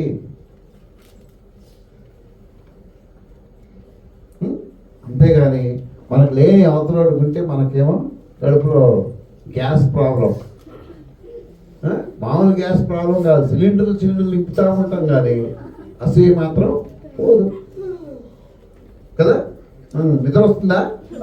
Okay, will go for next కారణం ఏంటి? వ్యభిచారం అనే ఆటంకం. సామెతలు 7వ అధ్యాయం 21 వచ్చిన. సామెతల గ్రంథం 7వ అధ్యాయం 21 వచ్చిన.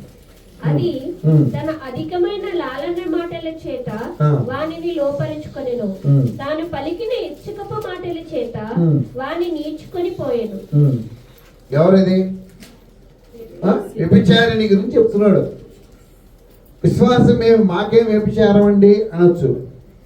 వ్యభిచారం అంటే నువ్వు శారీరకంగా మీరు స్త్రీలు పురుషులు వెళ్తున్నారని కాదు అక్కడ ఉద్దేశం. యేసు ప్రభు దాన్ని చాలా స్పష్టంగా చెప్పాడు. మత్తయి సువార్త 5వ అధ్యాయం 27వ వచనం.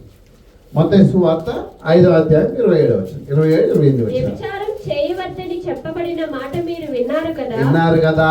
నేను మీతో చెప్పిన దాని క్లారిటీ ఇచ్చాడు, దాని స్పష్టత ఇచ్చాడు. నేను మీతో చెప్పున్నది ఏమనగా, ఒక స్త్రీని మోహపు చూపుతో చూచు ప్రతివాడు, ఒక స్త్రీని మోహపు చూపుతో చూచు ప్రతివాడును అప్పుడే తన హృదయమందు ఆమెతో వ్యభిచారం చేసినవాడు.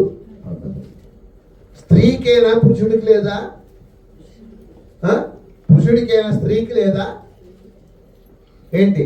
ఒక స్త్రీని మోహపు చూపుతో చూసేవాడు వ్యభిచారం చేస్తున్నాడు, కానీ ఒక పురుషుడిని మోహపు చూపుతో చూసే స్త్రీ వ్యభిచారం చేయట్లేదా? మాట్లాడేంటండి? చేస్తున్నారు. అక్కడ అప్లై అయినప్పుడు ఇక్కడ కూడా అప్లై అవుతుంది. బహుశా అది నిన్ను దేవుడు 2025లో ఆశీర్వదించలేకపోవడానికి కారణం అయ్యుండొచ్చు. నీ ఊహలు, నీ తలంపులు, నీ ఆలోచనలు.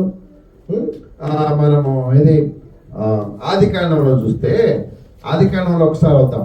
ఆదికాండం 6వ అధ్యాయం చూడండి. తాను భూమి మీద నరులను చేసినందుకు యెహోవా సంతాపము నొంది తన హృదయంలో నొచ్చుకొనెను. 5వ వచనం. నరుల చరిత్రను భూమి మీద గొప్పదనియు వారి హృదయం యొక్క తలంపులలోని ఊహ అంతయు ఎల్లప్పుడూ కేవలం చెడ్డది. చాలా క్లారిటీ ఇచ్చారు దేవుడు. అంటే మనం మన హృదయంలో ఆలోచించే ఆలోచనలో ఊహ కేవలము ఏంటంట? కేవలం తలంపుల ఊహ అంతయు ఎల్లప్పుడూ కేవలం చెడ్డది. Always it is bad. Always it is bad. అందుకే ఒక ఆయన ఏమన్నాడంటే, నీ తల మీద నుంచి పక్షులు ఎగిరిపోని. నా పోటీవాడికే చెప్పాడు, నీ తల మీద నుంచి పక్షులు అలా ఎగిరిపోని, కానీ ఏ పక్షి కూడా నిలబడి నీ తల మీద కూడు కట్టుకోకూడదు. నా తల మీద ఎట్లా కట్టవాలి? అసలు ఏం లేవుగా. ఆయన చెప్పింది ఈ కూడు గురించి కాదు. నీకు ఆలోచన చూస్తావు, అబ్బా ఎంత బాగున్నారండి అమ్మాయి, చాలా బాగుంది కదా ఆంటీ, ఓకే, అంతవరకే. ఇంకో మా పాస్టర్ గారు చెప్పేవాడు, ఒక వ్యక్తి ఒక అమ్మాయిని నువ్వు చూసావనుకో జగన్, బాగుందా, బాగుంది. ఒకవేళ వెనక తిరిగి ఇట్లా చూసావనుకో, అరే భలే ఉంది కదా అన్నామనుకో, ఏంటంట ఏం చెప్పాడు ఆయన? అప్పుడే నువ్వు ఆమెతో తప్పు చేసావు అన్నాడు.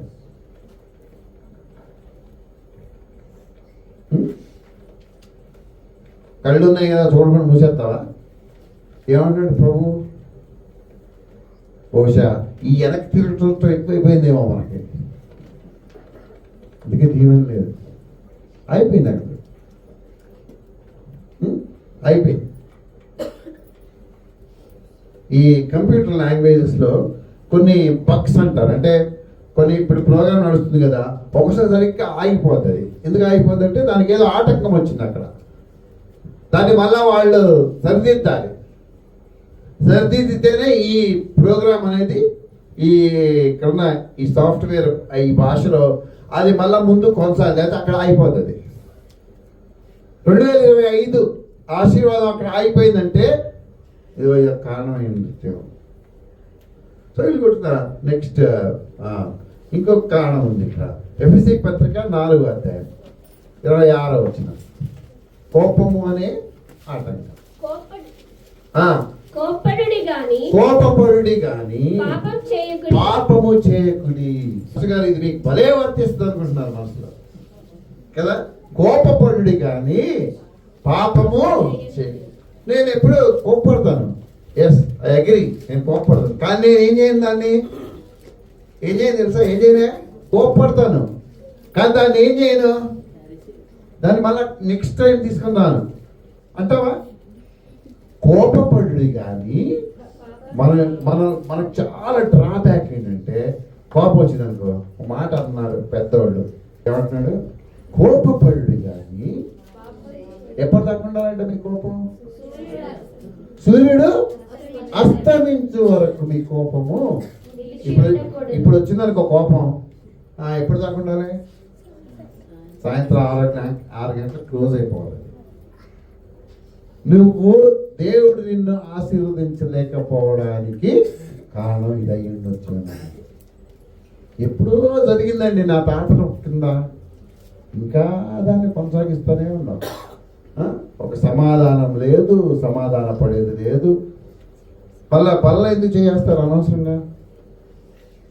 పళ్ళ ఎందుకు చేయకూడదు? ప్రతివాడును తను తాను పరీక్షించుకొని రొట్టెలు తిని పాత్రలో ఉంది తాగవలను. అది ప్రభు శరీరానికి ఏంటి గుర్తుగా ఉంది. ద్రాక్షారసం కాదు అది. ఏంటది? యేసు ప్రభు రక్తానికి గుర్తుగా ఉంది. కాబట్టి నువ్వు పాలు పొందుతున్నప్పుడు ప్రతివాడును తను తాను పరీక్షించుకొని ఆ రొట్టెని తిని ఆ పాత్రలో తాగవలను. ప్రభు శరీరం అని వివేచింపక తిని తాగువాడు తనకు శిక్షావిధి కలుగుటకే తిని తాగుతున్నారు. ఇందువల్లే మీరు అనేకులు బలహీనులను రోగులై ఉన్నారు. చాలా మంది ప్రాబ్లం ఏంటి? నువ్వు క్షమించలేకపోతున్నావు, నువ్వు అంగీకరించలేకపోతున్నావు, మళ్ళా వచ్చి పనిలో చేయేస్తావు. అందుకే నీకు ప్రాబ్లమ్స్. ఏమేమి ప్రాబ్లమ్స్ వస్తాయంటే, ఫస్ట్ ఇందువల్ల మీరు అనేకులు బలహీనులు, బలహీనత వస్తుంది. తర్వాత రోగులు, బలహీనత వచ్చింది. ఎందుకు వచ్చింది బలహీనత? నాకు ఎందుకు వస్తుంది ప్రాబ్లం? అది గ్యాస్ ప్రాబ్లం కావచ్చు, ఇంకో ప్రాబ్లం కావచ్చు, ఇంకో ప్రాబ్లం కావచ్చు, కళ్ళు తిరగటం కావచ్చు, గ్యాస్ ప్రాబ్లం కావచ్చు, అలసిపోవటం కావచ్చు, ఏమన్నా కావచ్చు. బలహీనులు. నువ్వు ఎందుకు బలహీనత వచ్చింది చూడు, అదిగో అక్కడ ఉంది. అందుకే 2025 అంతా చూడు. సమాధానం ఉందా? క్షమించగలిగినావా?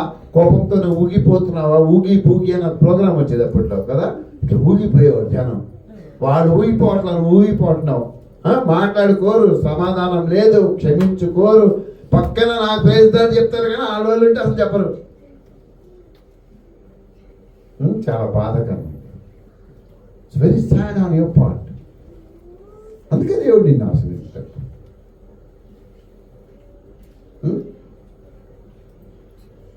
నేను చాలా బాధపడుతున్నాను ఈ విషయం. Literally I'm crime. దేవా ఏంటి? మొన్న సెమీ క్రిస్మస్ దగ్గర కూర్చొని ఉన్నాం. నా పక్కన ఎవరు ఉన్నారు, వచ్చారు నాతో మాట్లాడుతున్నారు, వాళ్ళతో మాట్లాడలే. అంటే ఏముంది వాళ్ళ మనసులో? ఇద్దరు మనసులో ఉంది, ఒక్కరి మనసులో కాదు. ఇట్లా అంటే తప్పట్లు వస్తాయా, ఇట్లా అంటే వస్తాయా? సౌండ్ వచ్చిందా? రాలే. ఇప్పుడు సో ఇద్దరిలో తప్పు ఉంది. ఎఫెసీ పత్రిక 4వ అధ్యాయం 38 వచ్చింది. సమస్తమైన ద్వేషము, కోపము, క్రోధము, అల్లరి. 4 మాటలు వాడతాడు. ఒకటి ద్వేషం. నీకు ఎందుకు కోపం వస్తుందంటే వాళ్ళంటే నీకు ద్వేషం ఉంది.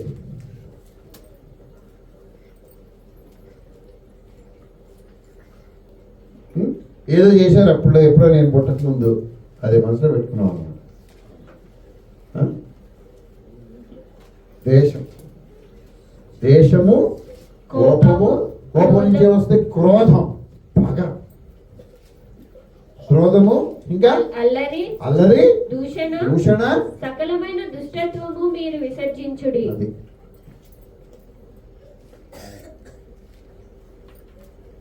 సరి చేసుకున్నాం పిల్లలు. అందుకే ఇట్ స్టాప్. 25 అంతా డ్రైగా నడిచింది మొత్తం, చాలా కష్టంగా నడిచాడు. ఏదో కోపం వస్తుంది నీకు, కోపపడు కానీ పాపం వచ్చింది. ఇంకొక కారణం చూద్దాం. ఇది చాలా ముఖ్యమైన కారణం. ప్రోవర్బ్స్ 23, ప్రోవర్బ్స్ గ్రంథం అంటే సామెతలు 23 మొదటి 2 వచనాలు చదువుతాం. మొదటి 2 వచనాలు చాలే. 23. నీవు ఏలికతో భోజనం చేయి కూర్చుండిని ఎడల నీవెవరి సమక్షముననున్నావో బాగుగా యోచించుము. నీవు తిండిపోతువైన ఎడల నీ గొంతుకు కత్తి పెట్టుకొనుము. ఏం పెట్టుకోమన్నాడు? చెప్పండి, ఏం పెట్టుకున్నాడా? కత్తి. నీవు తిండిపోతువైన ఎడల నీ గొంతుకకు. ప్రేయర్కి వస్తావా అని అడిగా. వస్తాను, కానీ అక్కడ ఏం దొరుకుతాయి అంకుల్ అన్నాడు ఒక ఆయన. గడ్డి దొరుకుతాయా? పచ్చది ఎండు గడ్డి దొరుకుతుంది. వాళ్ళ పొలంలో మామిడి తోటలో మామిడి పిల్లలు. ఆ ముందుకు పోతే సరుగు చెట్లు ఉన్నాయి. సరుగు చెట్టు పొలం ఏమవుతాయి? ఇదేనా? సరుగు చెట్లు ఉన్నాయి, అవి కూడా తినొచ్చు అని చెప్పాను. ఆయన ప్రాబ్లం ఏంటి? మీటింగ్కి రావటమా లేకపోతే ఫుడ్డా? ఫుడ్. అతి తిండి పోతాను, అతి తిండి పోతాను. అదొక ప్రాబ్లం మనకి. ఇంట్లోనేమో 1/4 కిలో తెచ్చుకొని లేకపోతే 1/2 కిలో తెచ్చుకొని 10 మంది తింటాము. చెప్పండి, ఫంక్షన్కి వెళ్తే మనిషికి 1/2 కిలో కావాలి. సారీ కదా, ఎందుకట్లా? తిండిపోతుంది అంతేనా? తినొద్దని నేను చెప్పాను, కానీ బైబిల్ ఒప్పుకోదు. మళ్ళీ చదవమ్మా. తిండిపోతూ నీవు తిండిపోతు అయిన ఎడల నీ గొంతుకు కత్తి పెట్టుకొనుము. చదువు.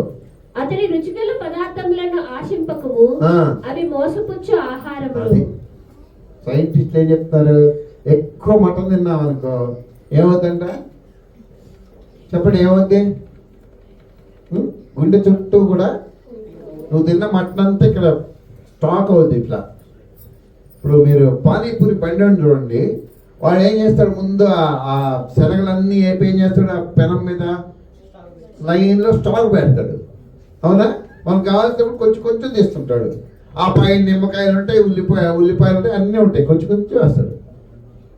మనం తినే కొవ్వంతా ఏమవుతుంది? ఇక్కడ స్టాక్ పెడుతున్నాడు, మనమే పెట్టుకుంటున్నాం. మన శరీరానికి స్టాక్ పెడుతున్నాం అంట, గుండె చుట్టూ స్టాక్ పెడుతుంది. ఎప్పుడో గుండెకి రక్తం ఆగిపోద్ది, ఆ కొవ్వు ఏం చేస్తుంది? వచ్చే రక్తాన్ని కూడా ఆపేస్తుంది. తిండిపోతాం. నువ్వు నాశనం అవడానికి ఎప్పుడు కొంతమంది ఇంట్లో ఎప్పుడు నాన్ వెజ్ ఉంటుంది. ఇప్పుడు అది ఉంటేనే అన్నం, లేకపోతే లేదు. ఎగ్స్ లేదే లెగ్స్ కదలవు అంట. కనీసం లెగ్స్ కదలాలంటే ఏం కావాలి? ఎగ్స్ కావాలి, లేకపోతే కదలవయి, పడిపోతాయి పక్షవాతం వచ్చి కదా. ఎగ్స్ లేదే లెగ్స్ కదలవు. సో వి ఆల్వేస్ తినాలి. మనం తినొద్దని నేను చెప్పానండి. నువ్వు తినవు కదా మమ్మల్ని తినేయద్దు అట్లా కాదు. అక్కడ దేవుడు వాక్యం చెప్తుంది. జస్ట్ బికాస్ ఆఫ్ తిండిపోతున్నాము ఏం చేశాడు ఒక ఆయన బైబిల్లో? మొత్తం ఆశగా కొట్టేయబడ్డాడు దేవుడు. ఆయన కొట్టేశాడు, ఆయన వంశమే లేదు అక్కడ.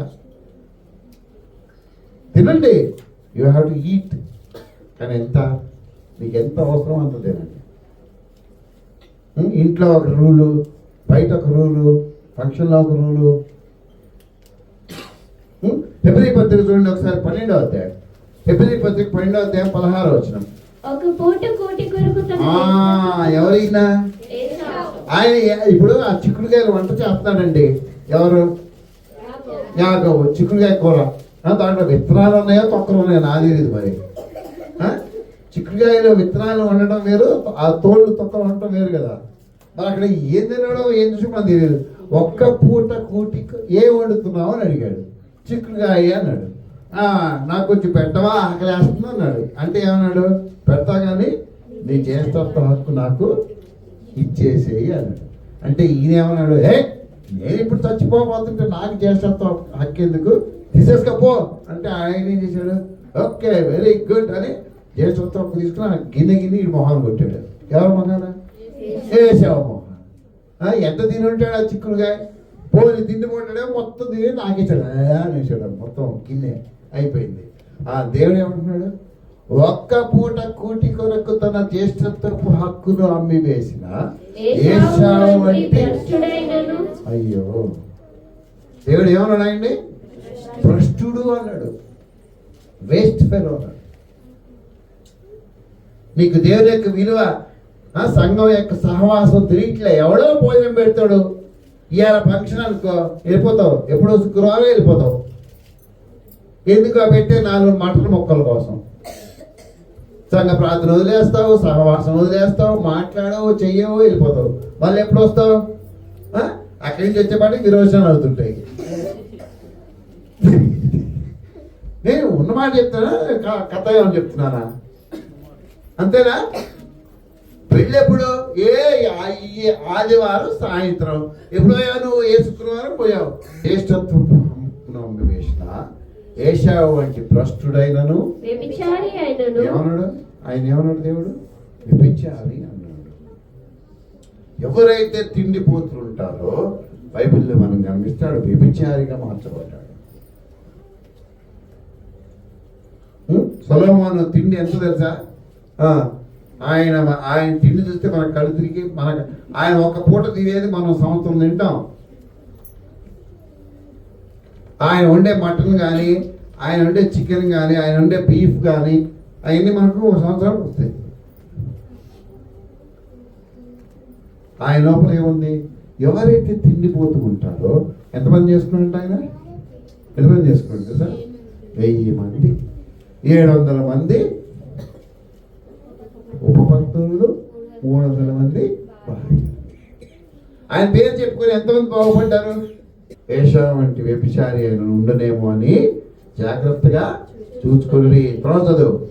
ఏశావు ఆ తరువాత ఆశీర్వాదం పొందగోరి లాస్ట్కి రియలైజ్ అయ్యాడు, లాస్ట్కి పశ్చాత్తాపడి ఆశీర్వాదం పొందగోరి కన్నీళ్లు విడిచుచు దాని కోసం శ్రద్ధతో వెతికినను మారు మనసు పొందని అవకాశం దొరకక విసర్జింపబడినని మీరు ఎరుగుదురు. కారణం ఏంటి, తిండిపోతున్నాం.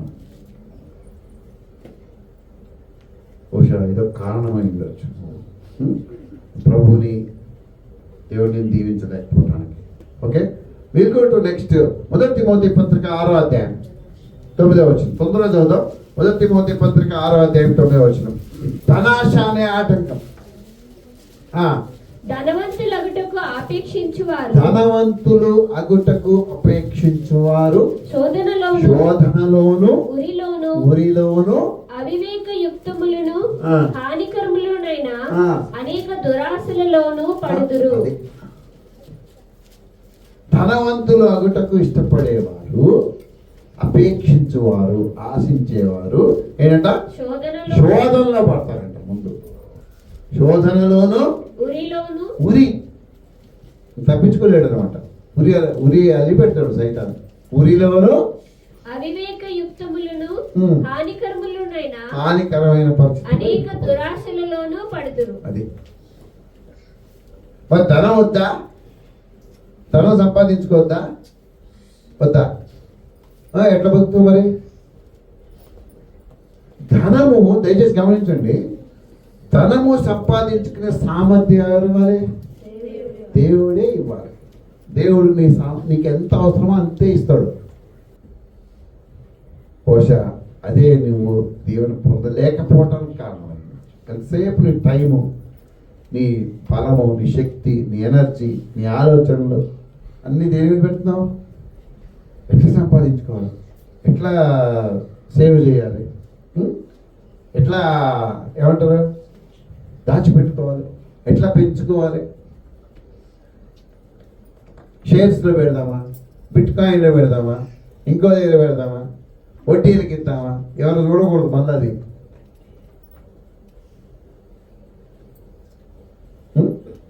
కదా, దేవుడు ఇవ్వాలి సామర్థ్యం. God has to give me. దేవుడు సామర్థ్యం ఇవ్వకపోతే నువ్వు ఎంత సంపాదించినా కూడా అది ఏమైపోద్ది? ఇప్పుడు మొన్న ఒక ఆయన పట్టుకున్నారండి ఇక్కడ ఆర్టీఓ, రోడ్ ట్రాన్స్పోర్ట్ అథారిటీ, మహబూబ్ నగర్లో ఆయన పట్టుకున్నారు. ఆయన ఇంట్లో 4 పెట్టెలు, 4 ట్రంక్ పెట్టెలు అంటారు కదా, పాతకాలంలో ఉండేవి, పెద్ద మన చర్చిలో కూడా ఒకటి ఉంది పైన. అట్లాంటి కంటే పెద్ద ట్రంక్ పెట్టెలు, 4 ట్రంక్ పెట్టెల నిండా డబ్బు దొరికింది. 4 ట్రంక్ పెట్టెల నిండా బంగారం ఆభరణాలు దొరికినాయి. వాటి విలువ లెక్క కట్టారు. దాదాపు 180 కోట్ల రూపాయలు ఆస్తి అంట ఆయనకి. మరి ఆయన జీతం ఎంత? 1,22,000. మరి అంత ఎట్లా సంపాదించాడు? ఇవి కాకుండా బిల్డింగ్స్, పొలాలు, ఫామ్ హౌస్లు అవన్నీ వేరే. మళ్ళీ అవి కాకుండా ఇవి ఏమైంది? వెళ్ళి లోపల కూర్చున్నాడు. సంపాదించుకునే సామర్థ్యం దేవుడు ఇవ్వాలి. నీకు ఎంత అవసరమో దేవుడు అంతే ఇస్తాడు. టైం వేస్ట్ చేసుకున్నావేమో. God is not able to bless you. దేవుడు సరే తిరుగు అన్నాడు. తిరుగు ఎంత తిరుగుతావు? తిరుగు. 24 అయిపోయింది, 25 అయిపోయింది. నువ్వు ఇట్లాగుంటే 26 కూడా అయిపోతుంది. ఈ మధ్యలో టైం అయిపోతే వెళ్ళిపోతావు పైకి. 2వ రాజుల గ్రంథంలో ఒక ఆయన ఉంటాడండి, 5వ అధ్యాయం. 2వ రాజుల గ్రంథం 5వ అధ్యాయం 20వ వచనం చదవండి. 2వ రాజుల గ్రంథం 5వ అధ్యాయం 20వ వచనం. అంతటా దైవజనుడైన ఎలీషాకు సేవకుడగు గెహాజీ సిరియనుడైన ఈ నయమాను తీసుకుని వచ్చిన వాటిని అంగీకరించుటకు నా యజమానునికి మనసు లేకపోయిను గాని యెహోవా జీవం తోడు నేను పరిగెత్తుకొని పోయి అతని కలుసుకొని అతని యొద్ద ఏదైనానో తీసుకుందని అనుకొని. ఏం చేశాడు ఈయన? నయమాన్ వచ్చాడు, స్వస్థపరచబడ్డాడు. అయా ఇదిగో డబ్బులు తీసుకో, వెండి తీసుకో, నగలు తీసుకో, దుస్తులు నాకేం వద్దు అన్నాడు. యెహోవా జీవవంతుడు నాకేం వద్దు పోమన్నాడు. ఆయన ఎంత బతికినా ఏలియా తీసుకోలేదు. ఎలీషా కదా, he has not taken a single pie. సరే అయ్యా నాకు పని ఏంటంటే ఒక 12 మట్టి ఇప్పించు, నేను నా దేశానికి వెళ్ళి అక్కడ ఒక మందిరం కడతాను, సరే తీసుకొని పోమన్నాడు. ఈ విషయము అక్కడ ఉన్న ఎవరికి మింగుడు పడలేదు? గెహాజీకి మింగుడు పడల. ఏమంటున్నాడు? నా యజమానుడికి ఆయన డబ్బులు తీసుకుంటే ఇష్టం లేదు కాబట్టి అని ఏమంటాడు? యెహోవా జీవము తోడు. ఎవరి మీద ప్రమాణం చేస్తాడు? దేవుడి మీద ప్రమాణం చేసి నేను ఏదో ఒకటి తెచ్చుకుంటా ఆయన దగ్గరికి వెళ్ళి ఒక మెసేజ్ పంపించాడు. అయ్యా ఏం లేదు, దూరదేశం నుంచి 2 శిష్యులు వచ్చారు, వాళ్ళకి 2 మణుగులు వెండి, 2 జతల బట్టలు, దుస్తులు ఇప్పించు అని ఒక పనివాడు పంపించాడు. ఇంటికి పంపిస్తే ఆయన ఏమన్నాడు? సరే సరే అదెంత భాగ్యం, 2 మణుగులు కాదు 4 మణుగులు వెండి తీసుకెళ్ళి ప్లీజ్ కాలముక్త పాంచనంటే సరే పంపించాయి అన్నాడు. 4 మణుగులు వెండి, 2 జతల బట్టలు తెచ్చుకున్నాడు. తెచ్చి వాళ్ళు అక్కడ పెట్టగానే లోపల పెట్టుకున్నాడు. ఈయన వచ్చి అక్కడ కూర్చున్నాడు. కూర్చున్నాడా? ఏం తెలవనట్టు వచ్చి పక్కన నిలబెట్టాడు. ఎలీషా గారు అడిగారు, ఎక్కడికి వచ్చావా అంటే ఇక్కడికి వచ్చాను అన్నాడు. Is it the time to you? యేసు ప్రభు వస్తున్నాడు అంటున్నావు, నువ్వు ఏం సంపాదిస్తున్నావు అసలు? ఇదేనా? ఏం తీసుకెళ్తావు? మొన్న మా వదిన చచ్చిపోయింది.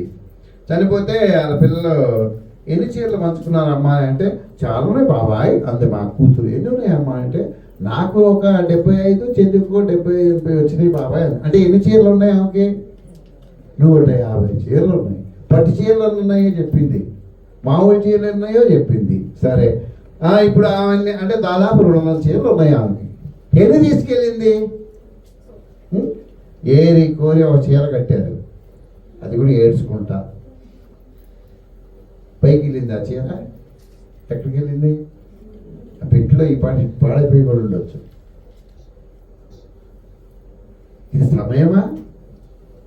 దేవుడికి ఆయుష్ ఇచ్చి, బలం ఇచ్చి, ఆరోగ్యం ఇచ్చి, అవకాశాలు ఇచ్చి 4 ఆత్మలు సంపాదించుకో బాబు, దేవుడి పని చేయని దేవుడు చెప్తుంటే నీకు అది ఎక్కువే. అందుకే దేవుడు నిన్ను ఆశ్రయించలేకపోయాడు. నీ టైం ఎక్కడ స్పెండ్ చేస్తున్నావు, నీ బలం ఎక్కడ వాడావు, నీ డబ్బులు ఎక్కడ వాడావు, నీ సమయం ఎక్కడ వాడావు, కుటుంబంతో నువ్వు ఎక్కడ గడిపావు, అవన్నీ సంపాదించుకోవడానికి సమయమా? నువ్వు మోసం చేసి సంపాదించుకున్నావు కాబట్టి నయమాన్ని వదిలిపోయిన ఇష్టం నీకు మళ్ళా చుట్టుకుంటూ పొమ్మన్నాడు. అయిపోయింది, అవుట్. ఏమైనా ఆ 4 జతల దుస్తులు, ఆ 4 మణుగులు వెండి ఏమైనా ఏం కాదు, అక్కడ ఉంటుంది. ఏం సంపాదిస్తున్నావు నువ్వు? ఏం చేస్తున్నావు? అవకాశం వచ్చింది, సువార్త చెప్పావా ఏంటి? కనీసం వెళ్ళావా? ఏం సంపాదించుకున్నావు?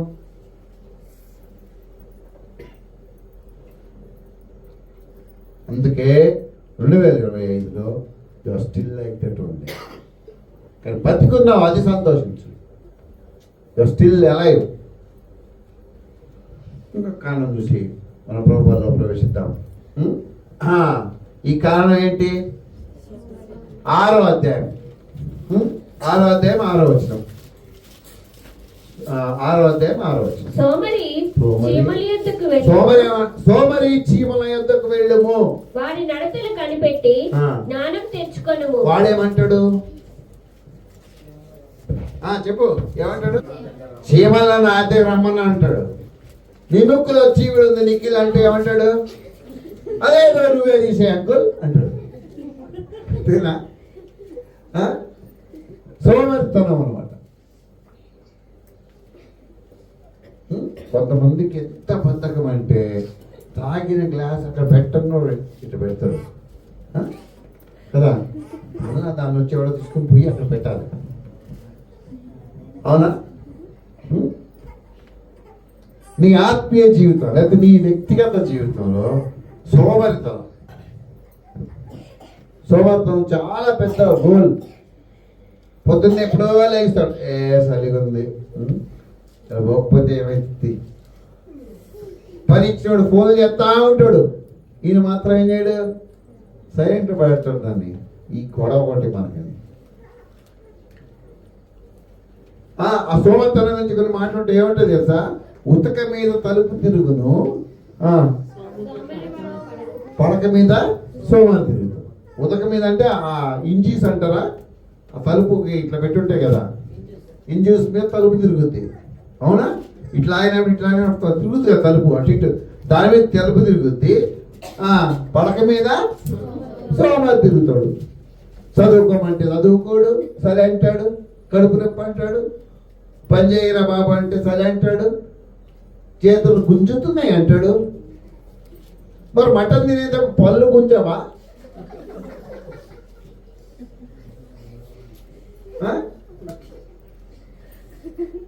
రేషు చదవమంటే ఏంటి? కళ్ళు నొప్పులు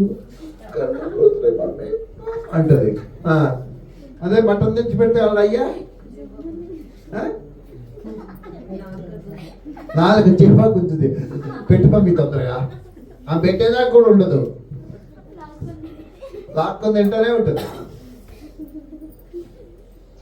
కదా. పని అంటే సోమరి, దేవుని పని అంటే సోమర్తనం, బయట పని చేయమంటే సోమర్తనం, చదువుకోమంటే సోమర్తనం, చర్చికి రమ్మా అంటే సోమర్తనం, చలి. అందుకే దేవుడు నువ్వు ఈ సంవత్సరం దీవించబడలేకపోయావు.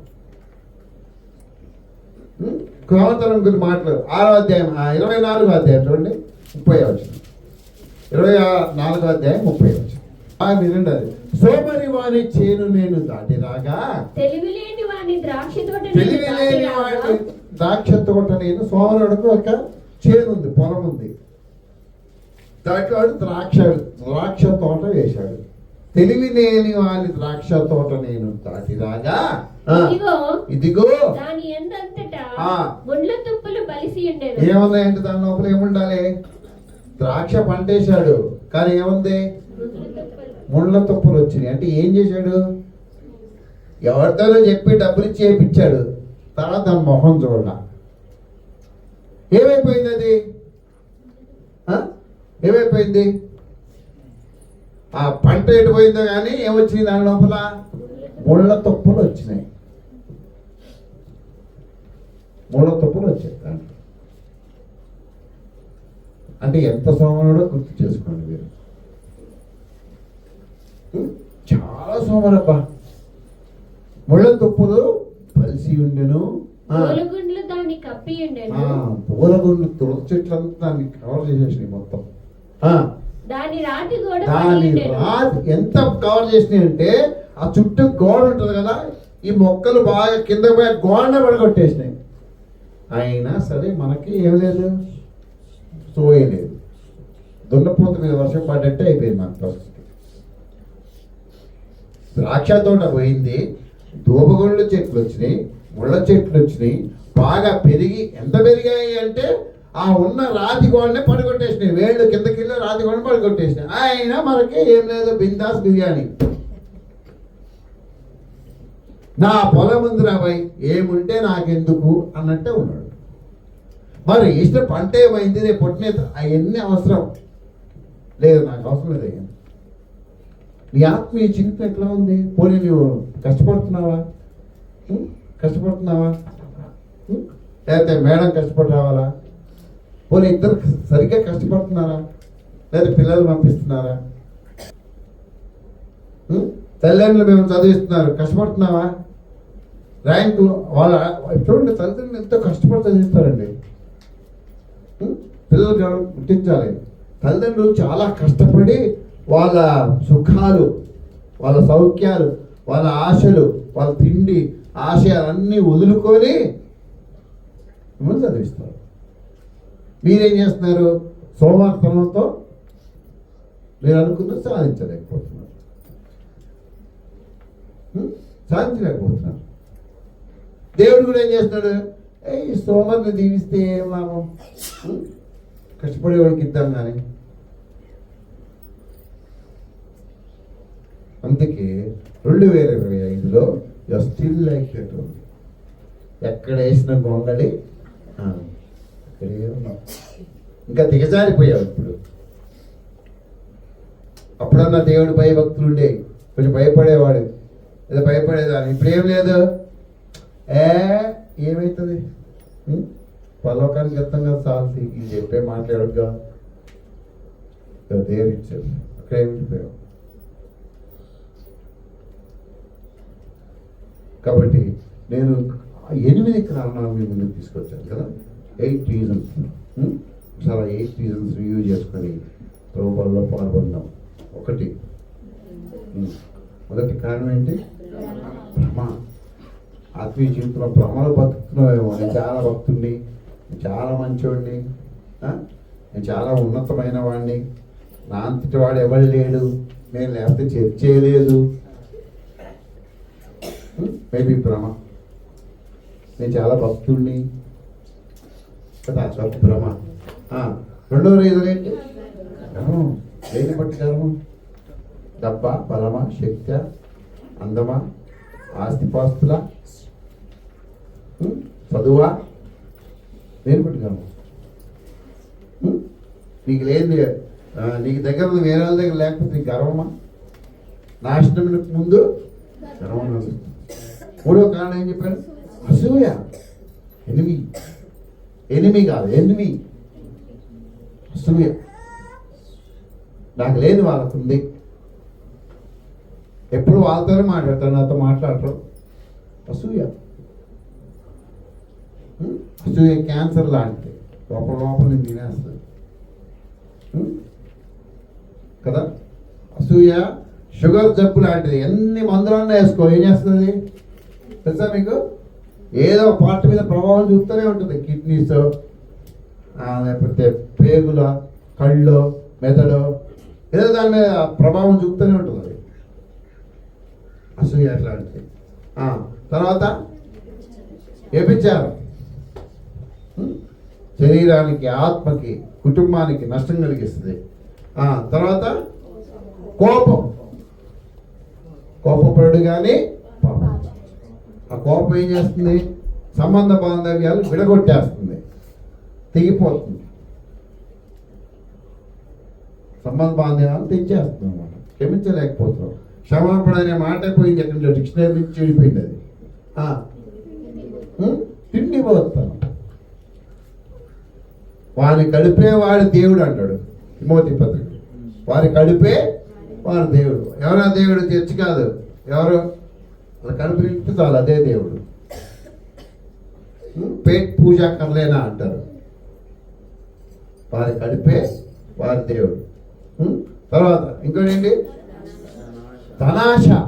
తొందరగా నేను బిల్ గేట్స్ అయిపోవాలి, అయిపోవచ్చు, కానీ దేవుడు ఆశీర్వదించాలి.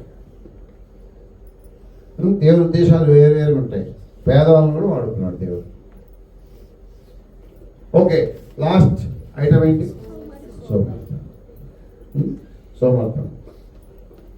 సోమర్థనమే నిన్ను ఇన్ని ఉన్నాయి, కానీ బైబిల్ చదవమంటే సోమర్థనం, ప్రార్థన చేయమంటే సోమర్థనం, బైబిల్ స్టడీకి రమ్మంటే సోమర్థనం, ప్రార్థనకు సమయానికి రమ్మంటే లేటుగా లేచా సోమర్థనం. చలి అనేది మన చర్చ వాళ్ళకి ఒక్కడికే ఉందా? మిగతా వాళ్ళకి కూడా ఉందా? దుబాయ్ చలి మనకే ఉందా లేకపోతే మిగతా వాళ్ళకి కూడా ఉందా? అంటే హైదరాబాద్ సికింద్రాబాద్లో మన జీసీబీసీ వాళ్ళకే ఉందా చలి? వేరే చర్చ వాళ్ళకి లేదా? ఉంది. మరి వాళ్ళు వెళ్ళిపోయారు కదా కదా. ఏంటి మనకి? లేదా ఉదక మీద తలుపు తిరుగును, పడక మీద ఇంకా కొంచెం నిద్ర, ఇంక కొంచెం కునుకు, ఇంకొంచెం సేపు నిద్రపోతాను, ఇంకొంచెం సేపు లెగుస్తాను. ఎస్, ఏం చేస్తుంది? నేను నష్టంలో పడేస్తుంది. కొంతమంది ఏంటంటే పాపం ఇప్పుడు ఇవి వచ్చినాయి కదా, ఫాస్ట్ ఫుడ్స్ వచ్చినాయి. లెగిసి వంటికి టైం ఉండదు, లెగుస్తున్నారు టకటగా దాన్ని కలుపుకుంటున్నారు నీళ్ళల్లో. పాలు కూడా తెచ్చుకోవాలి, అవి అయిపోతాయి. ఇది 11 గంటలు ఎత్తే పాలు ఎక్కడ ఉంటాయి? నీళ్ళు వేడి చేసుకొని దాంట్లో ఓట్స్ గీట్స్ చేసుకొని కలుపుకొని రెడీ అవుతా వెళ్ళిపోతున్నాం. అంత సోమరం, చాలా డేంజర్. ఒకసారి ఒక రాజు ఒక కాంపిటీషన్ పెట్టాడు.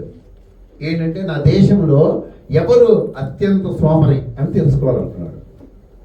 మంత్రులకు చెప్పాడు, ఎవరు అత్యంత సోమరి వాళ్ళకి నేను ఒక వజ్రపు ఉంగరం ఇస్తాను, వాడు బతికినంత కాలం ఫుడ్ పెడతానని అనౌన్స్ చేశాడు. అప్పుడు ఒక ఆయన చెప్పాడు, సార్ వీళ్ళందరూ కాదు కానీ అక్కడ ఊరి చివరి సోమరుడు ఉన్నాడు సార్ అంట. మరి ఏడయా అంటే మనమే వెళ్ళారు. వెళ్తే సోమరు అట్లా నిద్రపోతున్నాడు. హలో రాజు వచ్చాడు, హలో రాజు వచ్చాడు. చాలాసేపు చూస్తే రాజు వచ్చాడు పలకవే అంటే నెల్లి తెలిసి ఏం చేయమంటావు? రాజు ఇట్లా పోటీ పెట్టాడు. ఎవరైతే దేశంలో అత్యంత పెద్ద సోమరా వాడికి కూర్చోబెట్టి జీవితాంతం అవన్నీ ఇస్తాడు, ఉంగరం ఇస్తాడు, అది ఇస్తాడు, అన్నీ చెప్పాడు. మళ్ళా 10 నిమిషాలు వచ్చిన తర్వాత అన్నాడు కదా, వచ్చావు కదా ఇక్కడ పెట్టాలండి, టైం వేస్ట్ చేసుకోవద్దు. ఎవరు ఇప్పుడు పెద్ద సోమరి? రాజు అంటే అసలు సోమరి ఈడయ్యా. కనీసం నోరు తెరిచి మాట్లాడటానికి కూడా సరే చెయ్యి చాపపోయా అంటే ఏమన్నాడంట తెలుసా? ఇచ్చేదే సరిగ్గా ఇచ్చిపో, చెయ్యి చాప కాలు చాపండి గడట్ అన్నాడు. ఎవరిని? రాజుని. రాజు కోపం తీసుకుని లోపల పడేసాడు. మన సోమర్థనం అట్లాంటిది. దేవుడు దీవిస్తున్నాయా, రారా బాబు నేను నిన్ను ఆశీర్వదిస్తాను, నేను నిన్ను ఉన్నతమైన స్థానంలో పెడతానంటే ఏమంటావు కదా? దీవిస్తావు కదా, అదేదో ఇచ్చిపోరాదు. నేను ఇట్లా బతికితే నీకెందుకు, నువ్వేదో అనుకుంటే ఇచ్చిపోయి అంతనే గెడట్ అంటావు. సమయం తీసుకొని ప్రభుత్వ మీద మోకరించి జీవితాన్ని ఒకసారి చూడు. ఎటు బతుకుతున్నావు, ఎటు వెళ్తున్నావు, ఎక్కడున్నావు, ఏమవుతుంది, ఎందుకు నువ్వు 2025లో స్తబ్దత ఉండిపోయావు? ఎందుకు? వై ఆర్ యూ సో ఏమంటారు, నిర్వీర్యంగా నిస్సహాయంగా ఉండిపోయావు? ఎందుకు? ఏమాత్రం దీవెన లేకుండా, ముఖం మీద చిరునవ్వు లేకుండా, ఏమాత్రం దేవుని ఆశీర్వాదం లేకుండా వయాలు దేవుని మనం క్రమపరుచుకుంటూ ప్రభుత్వ వాళ్ళ పాల్గొన్నాం. దేవుడి మాట మనం ఇంట్లో దీవించిన కాక ఆమేన్.